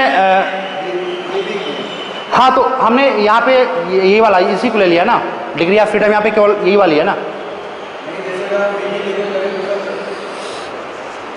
जो यहाँ पे डिग्री ऑफ फ्रीडम कौन सी है, केवल थीटा बी है, तो इसी को लोगे, जो डिग्री ऑफ फ्रीडम होगी उसी को लोगे, नहीं समझे, जो क्या कहना क्या चाह रहा हूँ, समझ नहीं पा रहा मैं।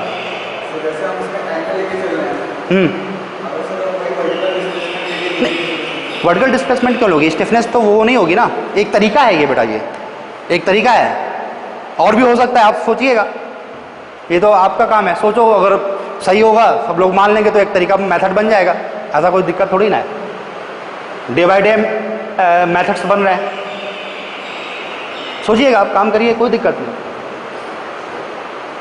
अभी ये एक अप्रोच बताई मैंने जिसमें कि डिग्री ऑफ फ्रीडम रोटेशन वाला है ना, एक रोटेशन वाला, तो बहुत तरीके से सोचे जा सकते हैं, आप अपना मेथड भी बना सकते हो। हाँ, वो बात दूसरी कि आपका मेथड वर्ल्ड वाइड फेमस है या नहीं है, वो बात दूसरी है, ठीक है ना। तो अगर सही होगा, पसंद आएगा, थोड़ा सा काम भी कम करना होगा, तो अप्रोच आपका सही होगा और फॉलो करेंगे। तो इधर आपने किया, इसको यहाँ पे थीटा बी यूनिट के लिए 4EI/L है, तो थीटा बी के लिए कितना होगा, ये वाली वैल्यू 4EI/L किससे मल्टीप्लाई हो जाएगी, थीटा बी से। तो जब ये थीटा बी से मल्टीप्लाई हो गई तो ये वाली भी किससे मल्टीप्लाई हो गई, थीटा बी से मल्टीप्लाई हो गई, राइट। तो ये वाली चीज क्या है, इन्हीं दोनों का कॉम्बिनेशन ही तो है, ये वाली चीज इन्हीं दोनों की कॉम्बिनेशन है। तो MAB की वैल्यू कितनी हो जाएगी, ये MAB की वैल्यू कितनी हो जाएगी, -WL²/12 और 2EI/L थीटा बी, राइट। तो you can write here,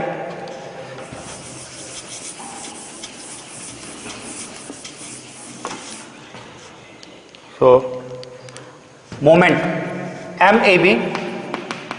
MAB बराबर -WL²/12 plus 2EI/L into theta B, और इसको कितना लिखें,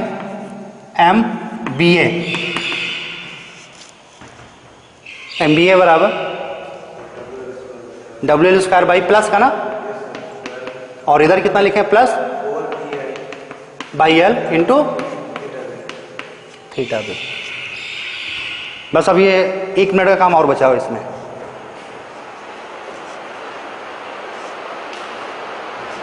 look at point B,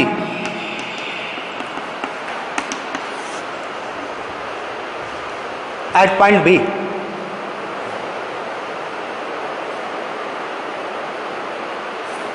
B point पे जरा देखो, इस पॉइंट, इस पे, in given beam, at point B in given beam,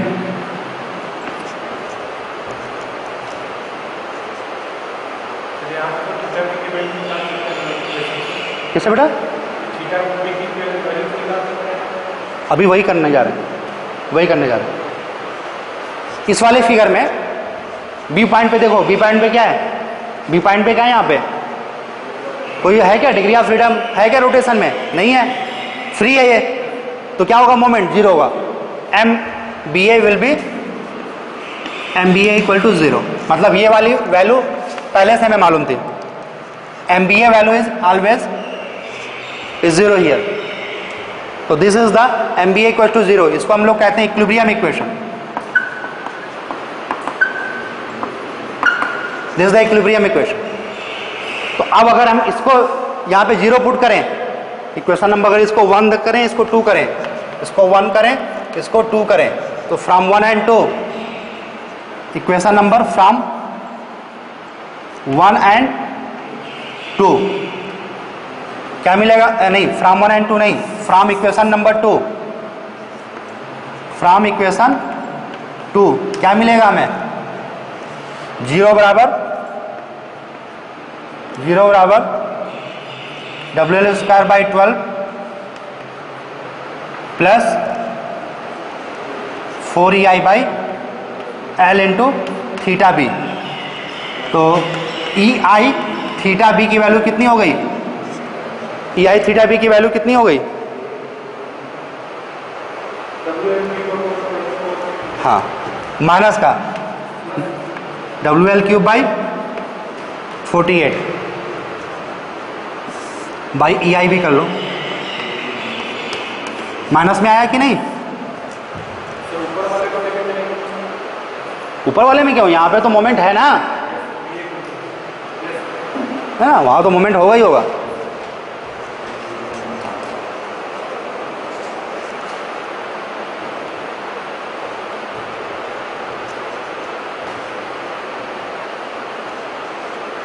ठीक है, तो थीटा बी की वैल्यू आ गई। अब ये थीटा बी की वैल्यू जैसे ही आई, इसमें जरा पुट करो।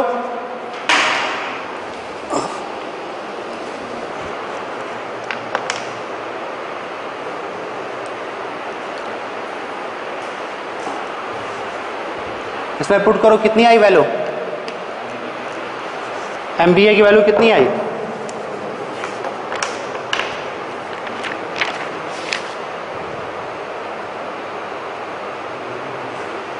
MVA की वैल्यू ये तो 0 हो ही गया, और ये वाली वैल्यू कितनी आई? WL square by 8।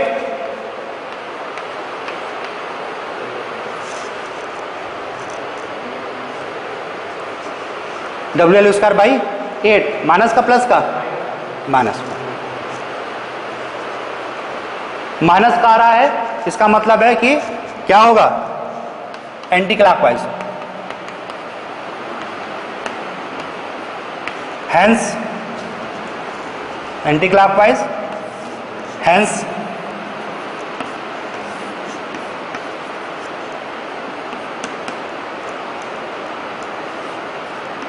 WL square by 8, ये हो गया, ये मिल गया आपको। Hence this one। अब निकाल लोगे? अब क्या बचा? VB बचा और यहाँ पे VA बचा, निकाल लो। Apply further, apply equilibrium equations, apply equilibrium equations. VA VB निकाल लो। VA VB निकालोगे तो उतना ही आएगा रिजल्ट।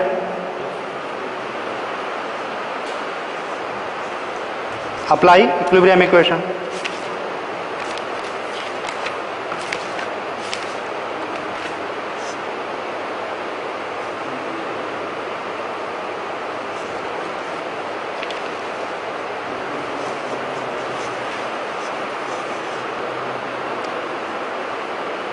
ठीक है ना?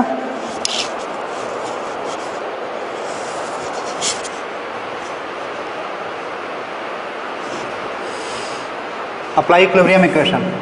तो मैं ये वाला कर देता हूँ, sigma m about a equals to 0। a पे 0 ले लो यहाँ पे, तो कितना आ जाएगा? VB इंटू ये UDL भी लगा हुआ है ना, VB इंटू L है ना।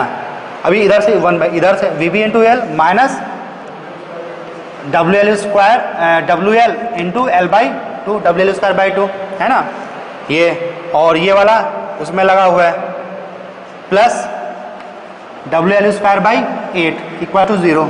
कितना VB की वैल्यू आई? VB की वैल्यू सॉल्व कर लो।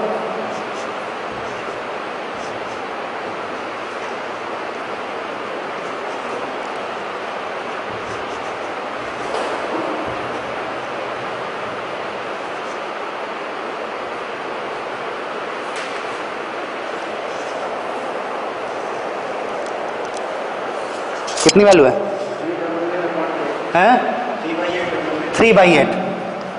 पहले भी इतना ही आ रहा था क्या फोर्स वाले से भी? फोर्स वाले से वीबी की वैल्यू यहां पे आई थी, सीधा आया था। ठीक है, बाकी सारा काम हो ही जाएगा। वीबी अगर निकल आया, 3/8 अगर आ गया, 3/8 WL, तो ये कितना हो जाएगा अपने आप? 5/8।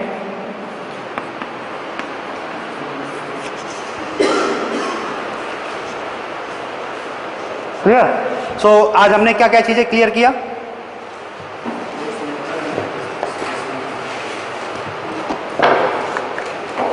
तीन चीजें आपकी हमने क्लियर किया आज। बताओ कौन कौन सी हैं?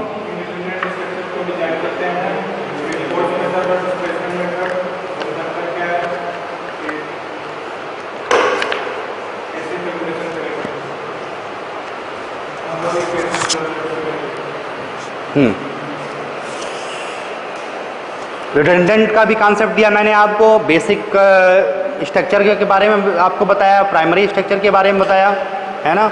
और ये जो दो मेथड हैं प्राइम, ये हमने सब आपको बताया। ठीक है, तो अगली क्लास में हम मेथड शुरू करेंगे। हाँ, अगली क्लास में कंसिस्टेंट डिफॉर्मेशन मेथड, जो ये फोर्स मेथड वाला है, उसको हम शुरू करेंगे। लेकिन उससे शुरू करने से पहले मैं थोड़ा सा स्ट्रक्चर 1 की कुछ चीज़ रिवाइज करूँगा। यूनिट वो डिफ्लेक्शन कैलकुलेट करना, how to calculate the deflection, how to calculate the deflection. अभी जो आपने लिखा हुआ था ना, डेल्टा की वैल्यू और ये डेल BB की वैल्यू, तो यूनिट लोड मेथड से मैं आपको बता दूंगा, क्योंकि वो सब जगह अप्लाई होता है। ठीक है ना? Okay, we will meet on the next. अरे आज कोई आया नहीं।